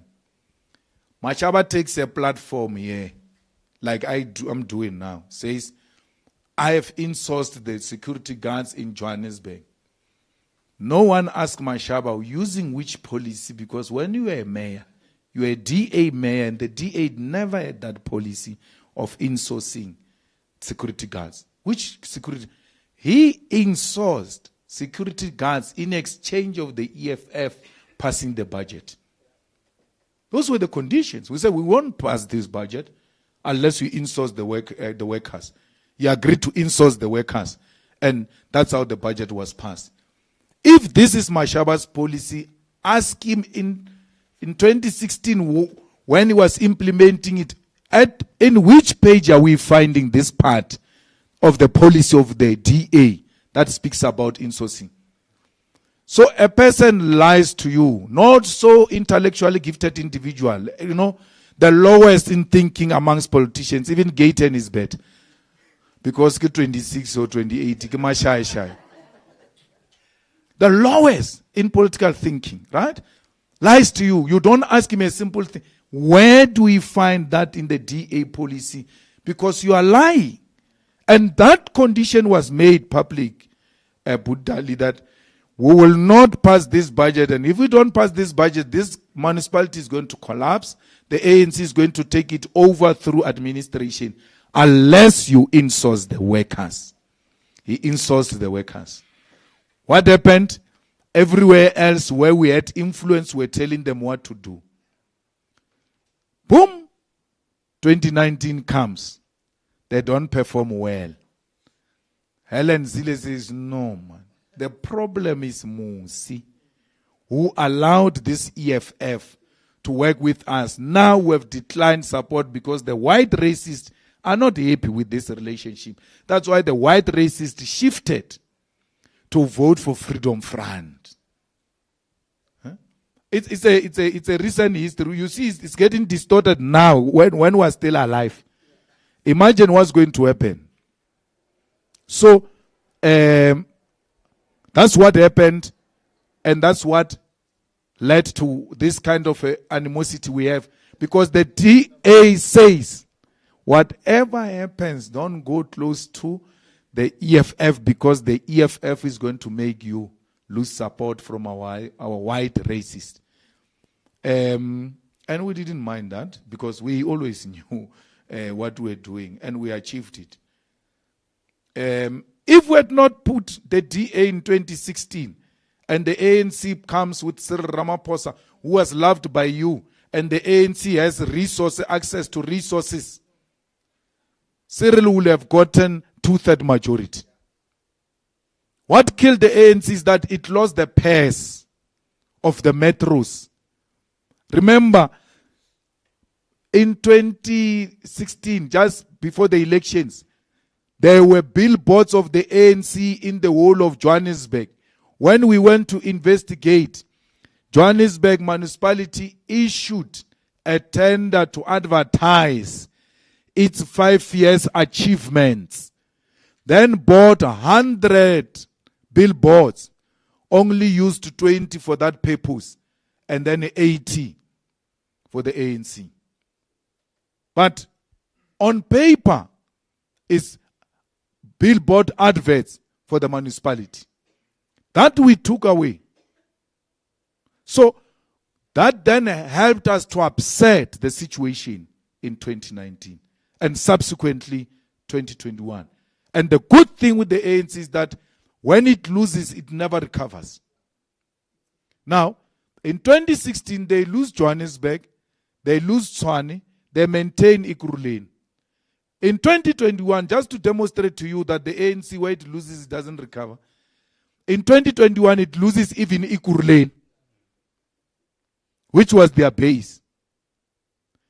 So, that's what happens. And I can tell you now, the ANC will never recover. It's got no such history. Take Western Cape as an example if you don't want to take Ekurhuleni and Gauteng as an example. They ruled Western Cape, they declined. They ruled KZN now. There is no chance of coming back. IFP, we can work with them. My problem is that the ANC in Gauteng, if it gets 47% and the IFP gets 3% or 4%, and the EFF gets a 12%, 15%, they are going to prefer the IFP more than the EFF. So we need a situation where the ANC, we need Ekurhuleni situation, where the ANC and the EFF combined, they can form a government without a small party. That the ANC, for it to form a government with the small parties, it will still need the EFF. Then there's going to be nice discussions. Because the ANC without power is not an arrogant ANC. Look at how, so now we're done with the DA. Then we go to Ekurhuleni to deal with the ANC. We say, look guys, this gives us an opportunity. We may not agree on conditions and all of that, but we can have an opportunity to participate in government, speed up service delivery, but also demonstrate to South Africans what we can do. We go into Ekurhuleni under those conditions. We perform so well. So much that the ANC branches then go to the ANC leadership and say, no. If you keep these people in power, it's the end of the ANC. We didn't do anything. We just worked hard. You report about a blocked sewer, we say to you, give us 24 hours, it will be resolved. You tell us this, give us 24 hours, it will be resolved. The EFF was hard at work. No one has ever asked the ANC, why did you remove the mayor of the small parties and then the EFF and all of that? Because they can't give you an answer. Like the DA, they were saying, these people are outshining us. That's why I tell you, make me Minister of Sports and see what's going to happen. Make me Minister of Sports. If I'm a problem, make me Minister of Sports, see what's going to happen. That's how we work in the EFF. That's how we build this party from nothing, from zero budget to where it is now. Because all we do is to work hard. And I've made that personal commitment with myself that I need to work hard as an individual. And nothing must come to me for free. I grew up in other people's houses. We didn't have food at home. But I never ate food of that home for free. After we were given food, I was the one who was working hard to demonstrate my appreciation of what I was given. I never asked for free things anywhere. So, and that's a culture we are inculcating in the EFF. That people must work hard. Must not be a home of lazy people who are obsessed with positions. After we give them positions, they have no idea what they are talking about except to celebrate blue lights. So the ANC can make U-turn if it wants. It's their own thing. We are not going to sign any paper with any coalitions. We are not in a relationship of signing papers. We are in a relationship of improving the lives of our people. So the doomsayers coalition, you must tell them that the doomsayers coalition is the one that went to remove rubbish bins in Tembisa after collapsing the government of DA in Igurule. The people of Tembisa started seeing those trucks of removing rubbish bins. First time after the EFF went in. And I'm answering these two questions at the same time. When you say to me, what is this coalition going to do? Go to Igurule. 2, why do you want to make Floyd finance minister because you want to steal? I'm a finance minister in Igurule. What did I steal? It's more than a year now. What did I steal? Even in the removal of the EFF in that government, no one could accuse EFF of laziness and corruption. No one, not a single one. So the only accusation we got was that we lost 2-point-something billion in revenue. And that was necessitated by the fact that there was a meter system that was supposed to be installed, and there were civic organizations that had problems, and there was 2 from court. But when we went back now into the Ministry of Finance, MMC of Finance, we agreed we need to recover that money, because the good thing with electricity is that you can go back, we can go as far as 5 years ago. So that money is still recoverable, and we told the MMC of Finance, whatever you do, you must recover that money. But we still got a good audit. Then our audit was subjected to all types. What's the name of the audit? Unqualified. People who didn't know what is unqualified audit, they just had unqualified, but it didn't pass. That's when the DA's domcopism came in. It didn't pass. Unqualified. Then we went through to educate patiently. Or this is what it means. There was no disclaimer against the EFF. Nothing. We've done it in Ikuruleni, in the finance. We can do it in South Africa. We've never stolen any cent anywhere, including in the VBS. I said when I did an interview with JJ that who am I? I'm nobody. I'm just some guy from Sishiu, a child of a domestic worker with no power, nothing. If I'd stolen, why are these people that I'm troubling so much not arresting me? I don't give them sleep.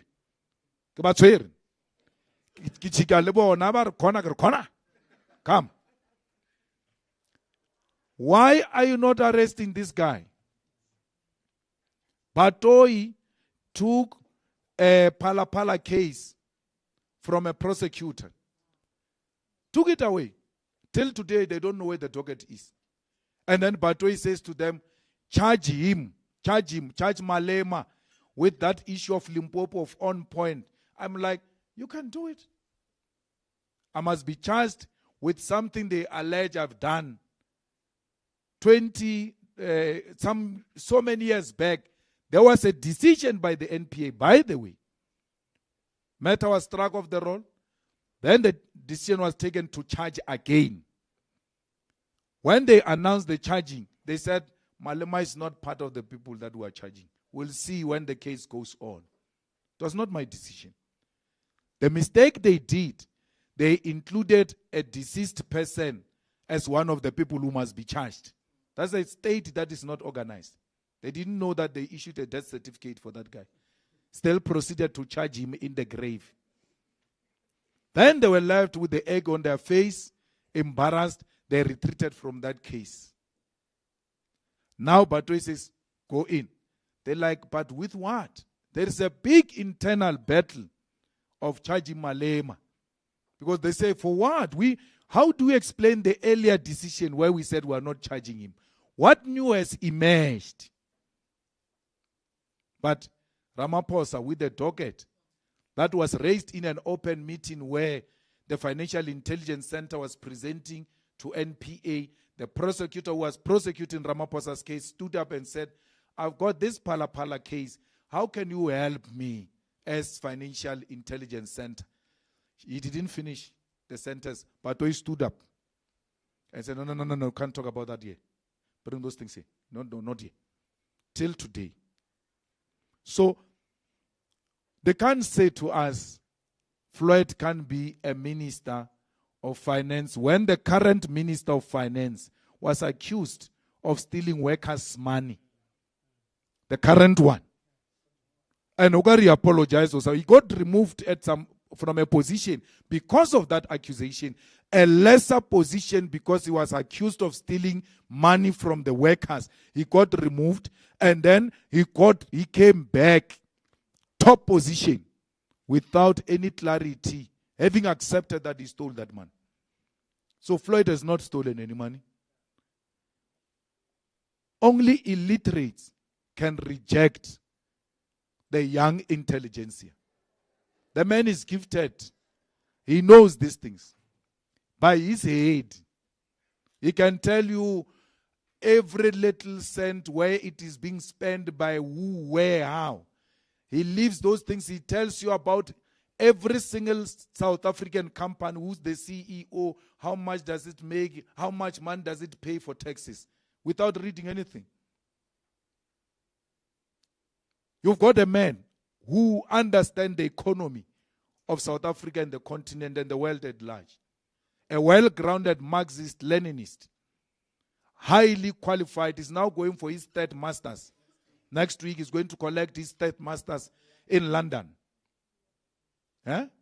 Not in some TVET college there in Sishiu, in London. Then he must be compared with Athol Trollip, whose only charm to the people is not ideas, is speaking closer. That's why he was not saying anything in that debate. He just closer and then says a lot of hot air and then closer. Since when should people be elected on the basis of language? If Black people must vote for a person because he's speaking closer. Whites must vote for us because we're speaking English. We must exchange the votes then. So I think I've dealt with that. Load shedding still exists. That's why they say to you, I don't know why you're celebrating 24 days. Load shedding exists. They say to you, load shedding remains suspended. They don't say we are done with load shedding. Load shedding remains suspended. They never said to you, there is no load shedding. It's there. They are doing what they were doing during the Rugby World Cup. They are holding it there. And to the detriment of the grid. I can tell you, 29 May, we're going, after voting, when the things close, we're going to stage 6. They did that to us. With the World Cup, Rugby World Cup, they keep the lights on because they are using the remaining reserves. When we came back from that, they said stage 6 so that they can recover what they've been using just to keep the lights on for the World Cup. They are doing the same now. So there is nothing, there's no sabotage, they don't know what they are doing. They just don't know what they are doing. Sputla, they are busy over nothing. MK party, look, President Zuma says we must take the land. You heard that. Said we must take the land. Once a person speaks like that, that person comes closer to us. Azapo says, let's take the land. PAC says, let's take the land. ATM says, let's take the land. How the MK party internally formulate policy and operate is not my problem. I'm judging from what I'm hearing. And I agree. I had a meeting with President Zuma before the 16th of December, where he was telling me about his plans of the party and all of that. I asked him, I said, old man, tell us what you want us to do. We'll do it. Because we still have the energy, we're there. I don't think it's the right thing to open a political party. Tell us, then endorse the EFF. That thing that he's saying about MK, that I remain a member of the ANC, but I will campaign and vote for MK. Where he says I will campaign and vote for MK was supposed to be I will campaign and vote for EFF. That was the request already. This is how you structure it. Why? Where did I learn that? I learned that from President Mugabe. When he announced his endorsement for Chamisa, he said, I can't vote for people who have been tormenting me and my family. I'll vote for the young men. And the only young man there was Chamisa. So, it was done before. President Mbeki did it. He didn't do it the way Zuma is doing it. You all know that. He did that with COPE. He did that with COPE. In the Youth League with Mbalula and them, we used to call him a COPE Dalai Lama. And then now he wants to come and play some high moral ground that, you can't say you are a member and campaign for another party. But you did it. Yes, JJ knows better. Well, town halls,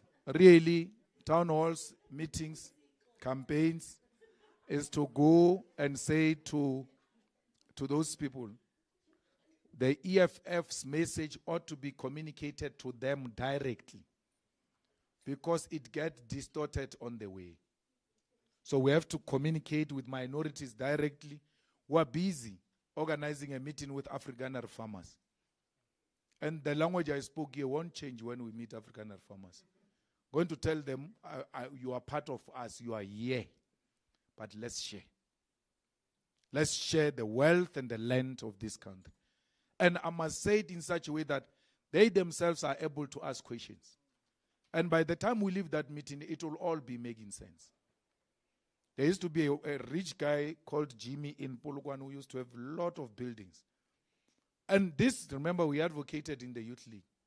He used to say to me, hey, my guy, I'm prepared to surrender whatever amount of buildings you want us to surrender to the state. But I'm not the only girl in town. Not going to be the only one who donates buildings and people are left there. I can even say in public that I'm ready to give government back so many buildings. But let everybody come and make a commitment. Why? Because he knew that it is not sustainable what we're doing. That we own the whole town. Just the two of us, me and Molman. It's not sustainable. So we have to release some of these properties into the hands of the people and everybody benefits from it. Well, CIA in America is doing what is expected from them. They must do their work. State Security South Africa must do its work. South African embassies must do their work. The problem is the EFF, if it has got no internal system to detect CIA agents, which we don't have, by the way. Even that report tells you that no, the only party where we have agents is the ANC, maybe with the DA, I don't know. But the EFF, they say, no, we try to find from this and that. There is no report that says CIA has got people inside the EFF. There is no such a thing. So, as a commander, you have to have the ways of operation. You tell one person, that person alone, information. And then you say, I'm going to tell Dali and others, there's no problem. And you don't do it. When that information leaks, you know it's this one. Because I only told you must learn to tell information to one person and then see what's going to happen. Once it gets out, you know, we're leaking here. Even you, as journalist, you know how difficult it is to have sources in the EFF. Ele page list ya EFF. You tried finding it everywhere. You couldn't find it. As an example, list. You couldn't get it anyway. You are all like, when is this list coming out? Hey, what? In the EFF, even, I want to call her by name, from Melen Guardian, Lizega, keeps on pretending like she's got some information in the EFF that heads are going to roll in KZN. People are not happy with Mabida. Nothing like that. Now she makes a big issue. She says 1,000 people left the EFF in Limpopo, blah, blah. I'm like, okay. You know, Lizeka has got all the time. You know, when it's a journalist, you are not rushed by anything unless it's a trending big story, deadline. But if you want to work on that line, why can't she go and verify the membership of those people? Those 1,000 people. And say, yeah, I've got this, I've got this, I've got... The people in the picture with Josie Butan is those councillors we expelled for buses. At the wall, you see at the wall where they were seated. They say EFF members are leaving the EFF. Those guys were expelled from the EFF.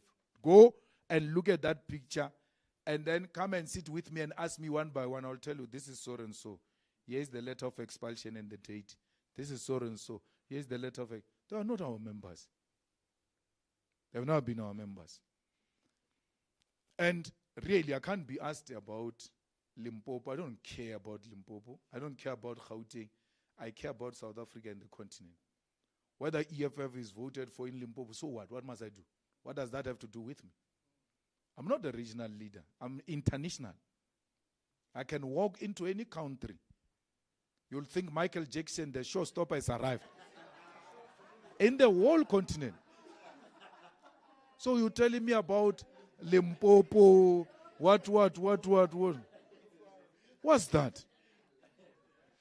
You want to reduce me into Ramudige?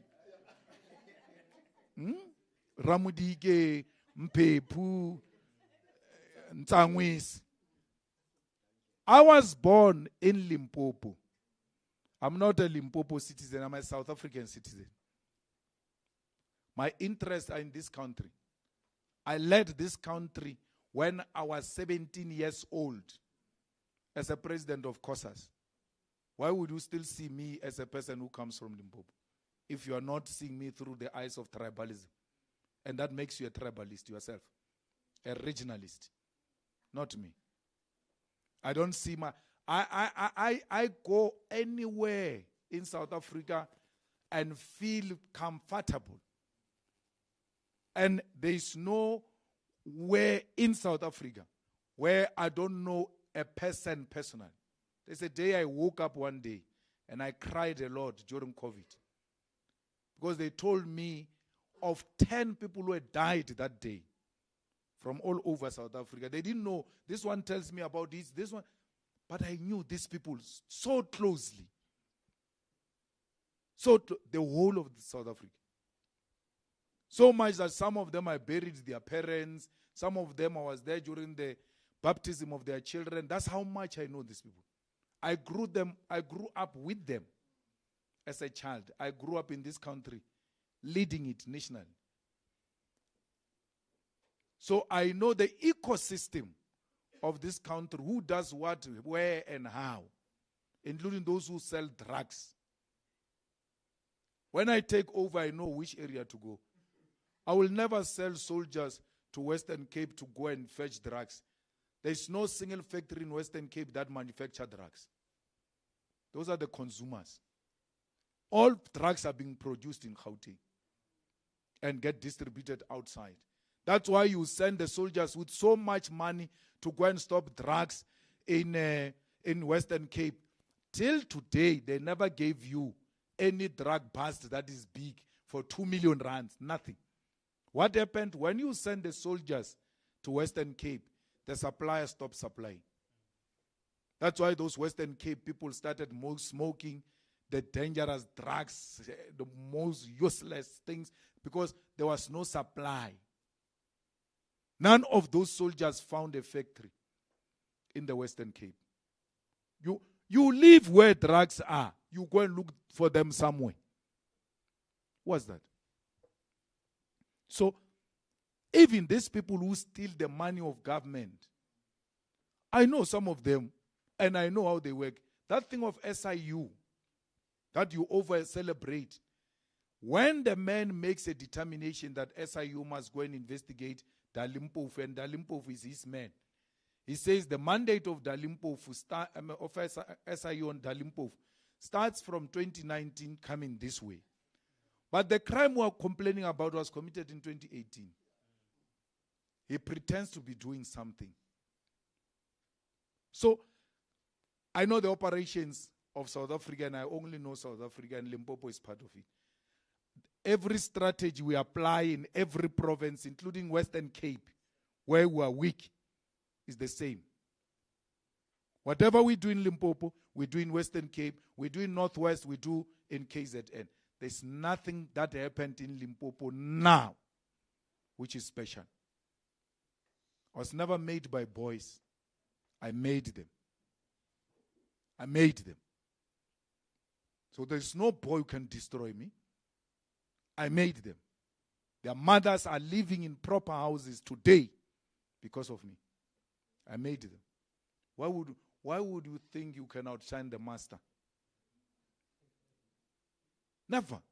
No boys can deal with me. Both in the ANC, in the Youth League, in the state. I defeated them when I was a child. I'm too old now. 43 with 3 kids and a wife. I defeated them when I was a child. They tried me. Everything. I've got an experience of a 63-year-old at 43. There's nothing that shocks me. Nothing. When a person is going to sell out and leave the EFF, I see them coming. I even prepare the leadership. Yeah, we're about to experience something. Why would you think the ANC will not try to destroy me now? When they tried it when I was with them. So, I mean, nothing is shocking in Limpopo. Nothing demands any other different kind of strategy. And if you are to be honest, I was deployed in Limpopo even before this development. Remember, officials are given provinces. I've got 3 provinces: Limpopo, Gauteng, Free State. I'm in Limpopo Tuesday. I'm in Free State, Gauteng Wednesday, Free State Thursday. I'm from Free State yesterday, and I've been to Limpopo. The names you are talking about have never arisen in Limpopo's discussion and the strategy to implement going forward into 29 May. Godrich Gadi was deployed in Limpopo before this. So there's no any other new development that requires us to do anything. I raised the issue of the signatures. I raised the issue of the signatures with the CEO when they were registering those people. Musimaiman said he got how many signatures? Some 140. I'm like, okay, how do you confirm if these are real signatures? He said, we don't have systems. We're just going to check if these people are registered voters, because that's easy to do, the name, ID number. But I can register the same people, just take them from the voters roll, register them to be supporting me, and then get different kind of people to do signatures. He says, no, the period of objections is coming. You guys, if there is a name you know that doesn't support that party and is there, you can object. I'm like, how are we going to know? Because those names of signatures are not going to be published. So how would I know this is a fake signature? What if my grandmother is demon? We'll never know those things.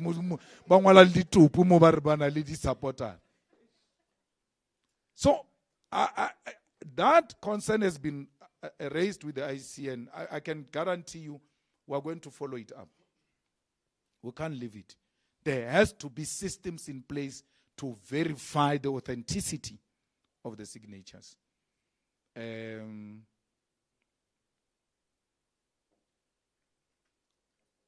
Which one? Oh, no. That we saw it coming. There is no way that Israel can continue with what it's doing without provoking other countries in the Middle East. What we have always emphasized is that we need ceasefire and we need a permanent solution to the Middle East crisis, because if we allow this to go on now, there is a serious threat of the World War III now. So we shouldn't allow a situation where violence and war are supported for wrong reasons. The Palestinians have got all the right to fight for their self-determination without any threat of being wiped off the earth by anyone. So we call for peace, we call for ceasefire, and we call for decisive intervention by United Nations Security Council, which when we take over government, we are going to suggest strongly that it ought to be structured and its decisions must be on the principle of majority rule. This thing of vetoing is not helpful, where the majority takes a decision and one state just comes to veto that decision. So really, we are worried about that, and we've been paying a closer attention to that situation. MK party, I spoke about it. Yeah. Is there anything I didn't answer? Oh, Zaka. Internal, Zaka. Let me tell you. So, and I explained this. I don't know, TG was going to remind me. When we went to EFF 10th anniversary, we were trying to patch here and there, take this one, put that, that. The ANC IEC gave us, how much? I said it publicly. 37 million as our allocation. That we never looked for. It was not coming, it was not part of any money expected from the IEC. They gave us 37 million. And I knew that if they give us 37 million, the ANC went to make a demand that we have a problem. So do the party allocations. 37 million is what ran that FNB. Then we went to Mabhida. When we went to Mabhida, we went to Standard Bank and asked for a loan of 100 million. We were given 60 million. We took 40 million of the 60 million, went to pay our service provider who gave us a credit in 2021 and was servicing it quarterly as we get money from IEC, Parliament, blah, blah, blah. 40 million, we're owing him 40 million, boom, take. After he took 40 million, we looked at him and said, can't you give us a credit of 60 million? He gave us a credit of 60 million, these things that you see here. So we must pay him and we must still pay the bank. Our arrangement with the bank is that once the IEC money gets into the bank takes their portion. They don't even talk to us. Then we get money from Parliament for political thing and for constituents. Then we get money from Gauteng. Gauteng is the one that gives us a lot of money. I think last year they gave us almost 20 million or something. And then all provinces give us money because we are represented in all the provinces. That money is not controlled by provinces. It's controlled by the central organization called the Treasurer General. So we are succeeding in doing these things because we've got a good skill of cash flow management. Take this one, remove here, take here, put there. Now that we get 60 million, then we took 20 million. 40 to that guy, 20 million to Moses Mabhida. That's how we made it. I'm giving you at a high level. In December, the Treasurer General will present the details. Now, we're going to 25 May. The companies of South Africa, including, what is Motsepe's company? Rainbow, those things, have been donating now for multi-party purposes. So, there's monies that come from companies that will be declared with the IEC. And it will be premature to ask me what is an election cost. We're still fighting. We're still putting money. So the election will be done and we'll be able to give you the rough estimates of how much was utilized. But basically what you have been seeing and what you think the EFF should be having a lot of funders is actually the money from the bank and from the state that has been sustaining the EFF. And because we don't steal it, that's why it can do these huge things that you get shocked. How does a party do the things that they're doing? We once put a stage at Orlando Stadium and Mzwandile called me, Masina, and said, yo, that should have costed you 10 million, that stage. God, no, it was 1 million. But I know why you say it costed me 10 million. Because when they give you a quote of 1 million, you guys go and say to these guys, quote 10, I'll come and fetch 9. Yes, so we don't do that. We tell you we've got 1 million. We want a beautiful stage, make a presentation based on our budget. We know our coffers, we know what we can afford. And we use that money, the smallest cent, for the development of this organization. Internal polls, we don't do internal polls. We wait for Ipsos. So once Ipsos is released, and we don't have anything to do with Ipsos, once it is released, then we write them a letter to come and make that presentation to the EFF. So we are waiting in a very keen way for this one. But Ipsos, before Zuma came in to disrupt the whole setup, because, hey, Zuma came with another arrangement. Ipsos, no, it doesn't worry me. Yeah. I just came, disrupted everything. So, Ipsos had said the EFF stands at 16% lower turnout, 18%, 70% above. And then, even with 16, we are with the lower turnout, we are neck to neck with DA. With the high turnout, we are overtaking the DA. And then they left us with one message. They said, we don't know what you are doing. Whatever you are doing, keep on doing it. So all we ask from Ipsos is, where is the stronghold of the EFF? Where are we weak? And so that we channel the resources according to the strength. Strength does not mean you must not take risk of breaking new grounds. Even when Ipsos says, don't go there, we hear you, but we still go. And we consolidate the base and break the new ground. That is with regard to internal polls. So? Our plan to diversify racism is exactly what we're doing. Because we realize that we're being projected as a racist organization, which hate even colors. How do we hate colors? Our own. Because colored means you are oppressed. Indian means you are oppressed. African means oppressed. So we are the oppressed nation. How can we hate on oppressed nations? And that's why I say to you, the best thing, let's go there. So that no one distort us. And no one says, no, Malema stands for this and that. They, the minorities themselves, must be able to say, but we had an interaction with this guy.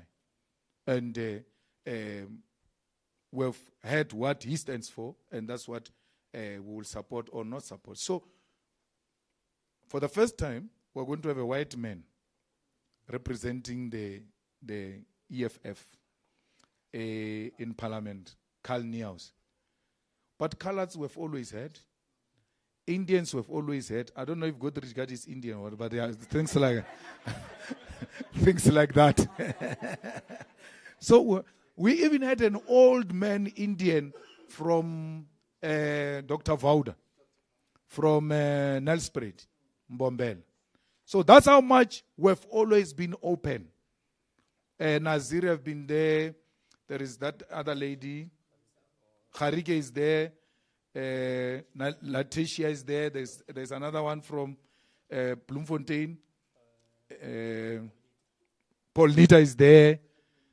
And then Maggie Munsami is the founding treasurer of the EFF. And that founding treasurer, Indian of the EFF, led to that guy in KZN to leave as Buteles or something, who was a former coordinator of KZN, said, I can't be led by Indians. And we said, okay, you can go. Yeah, Indians are going to lead us. So that's the ANC took them until, I can tell you, since 1912. No, Cabo included who? Who? No, I'm saying the top 6. No, the ANC never included anyone, minority. I think Jesse Duarte was the first one, if I'm not wrong. Yeah. Yo, Cheryl, yeah. And who? Kada was what? But after so many years, we started it now. The first founding conference of the EFF elected an Indian as a treasurer. That's how much diverse we have been from birth. So to be asked, how are you going to attract minorities? We have attracted them before. Yeah, thank you very much. I think I'm done. Oh, okay. Attendance? No, not me. Why do you say your attendance? You mean me or EFF? Oh, EFF.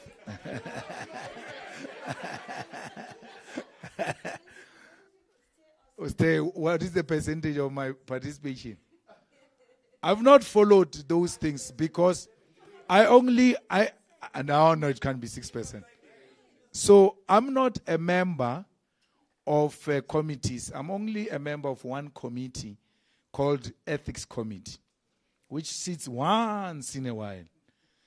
I was a member of Minerals Committee and Justice Committee, and the EFF released me as a party leader that beyond Parliament, there are party issues that you have to look after.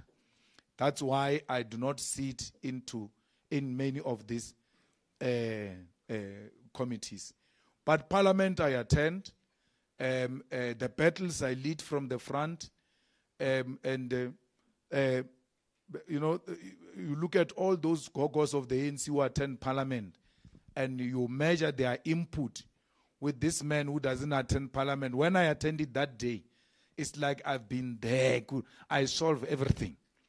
Make very important inputs that they just go there, attend committees and eat food and go home. They've got no value and quality inputs that they are making there.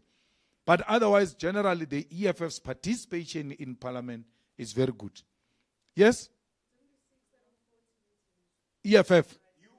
Yeah, I accepted. What am I saying? I'm saying EFF's participation in Parliament is satisfactory. There is no committee. Go there and ask. There's no committee without EFF's participation and quality input into that committee. Yes.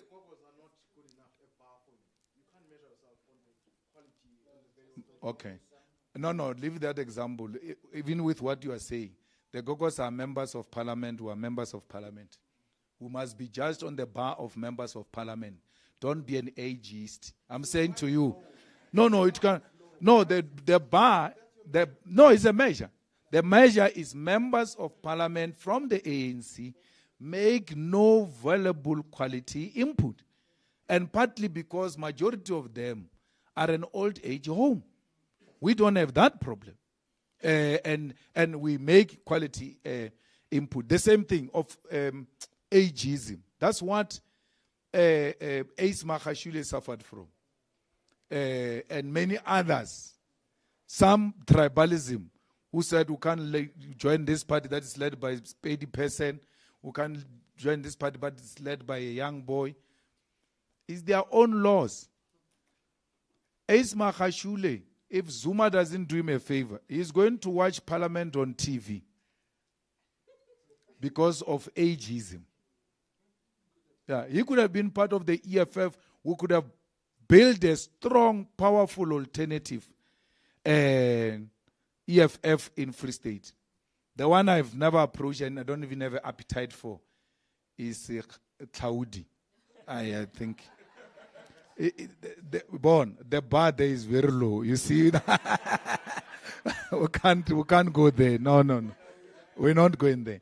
But I can guarantee you, the EFF's participation and quality inputs, including bills that we propose in Parliament, are not just artificial bills. They are attempting to make a shift in the status quo of South Africa and change the patterns of property ownership in our country. So I can't claim that I'm a full-time participant there. No. I'm a party leader who was released from those things. And majority of my work is to concentrate together with the SG. By the way, SG is also a member of Parliament. If you were to check his percentage, for sure I'm better than him. Because we are there by name, but we assist with the responsibility of building the party. But our members and the organization is fully there. And it's the only organization that was ever suspended in Parliament. It's the only organization that has ever been taken to the disciplinary committees, only organization that has taken president to court, taken Parliament to court, because we're the most effective, efficient organization which doesn't pretend to be engaged in some artificial politics. We mean serious politics. Pala is in court now as we speak because of the EFF. Yes, sir. You must know it's not me who's keeping you here. It's you.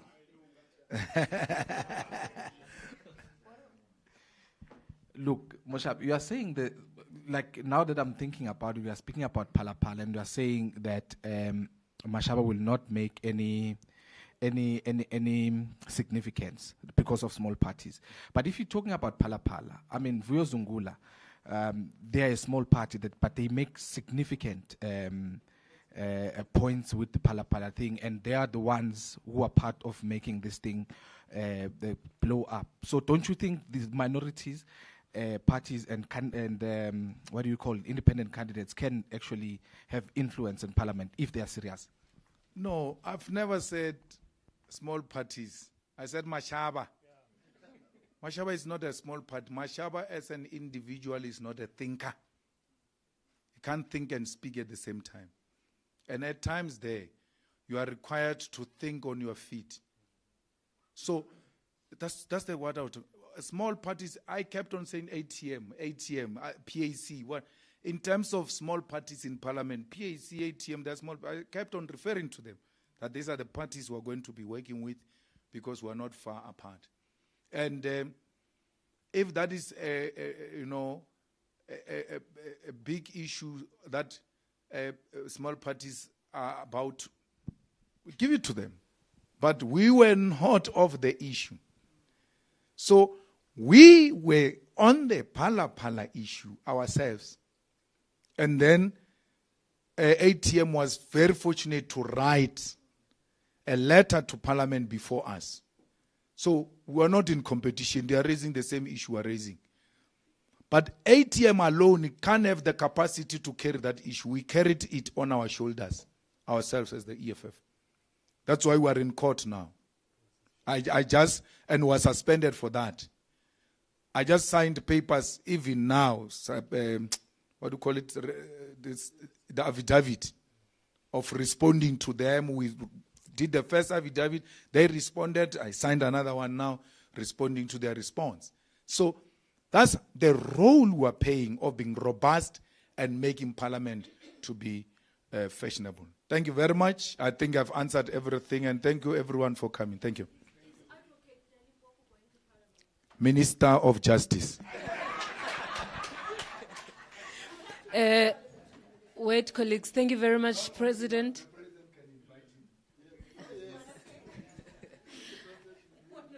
Okay, thank you very much, colleagues, for taking time to engaging with our president today. We've got lunch ready for you at the restaurant on the left side.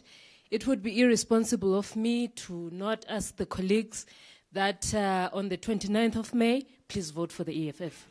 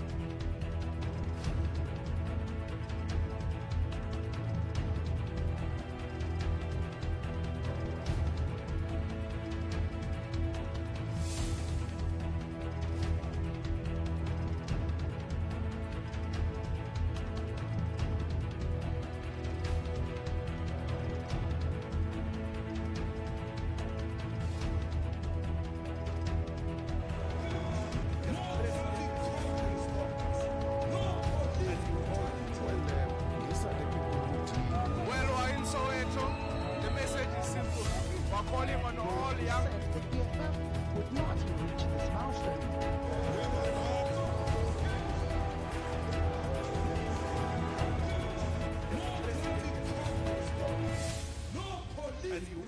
Well, these are the people who deal with... Well, we're in Soweto. The message is simple. We're calling on all young. The EFF would not reach this milestone.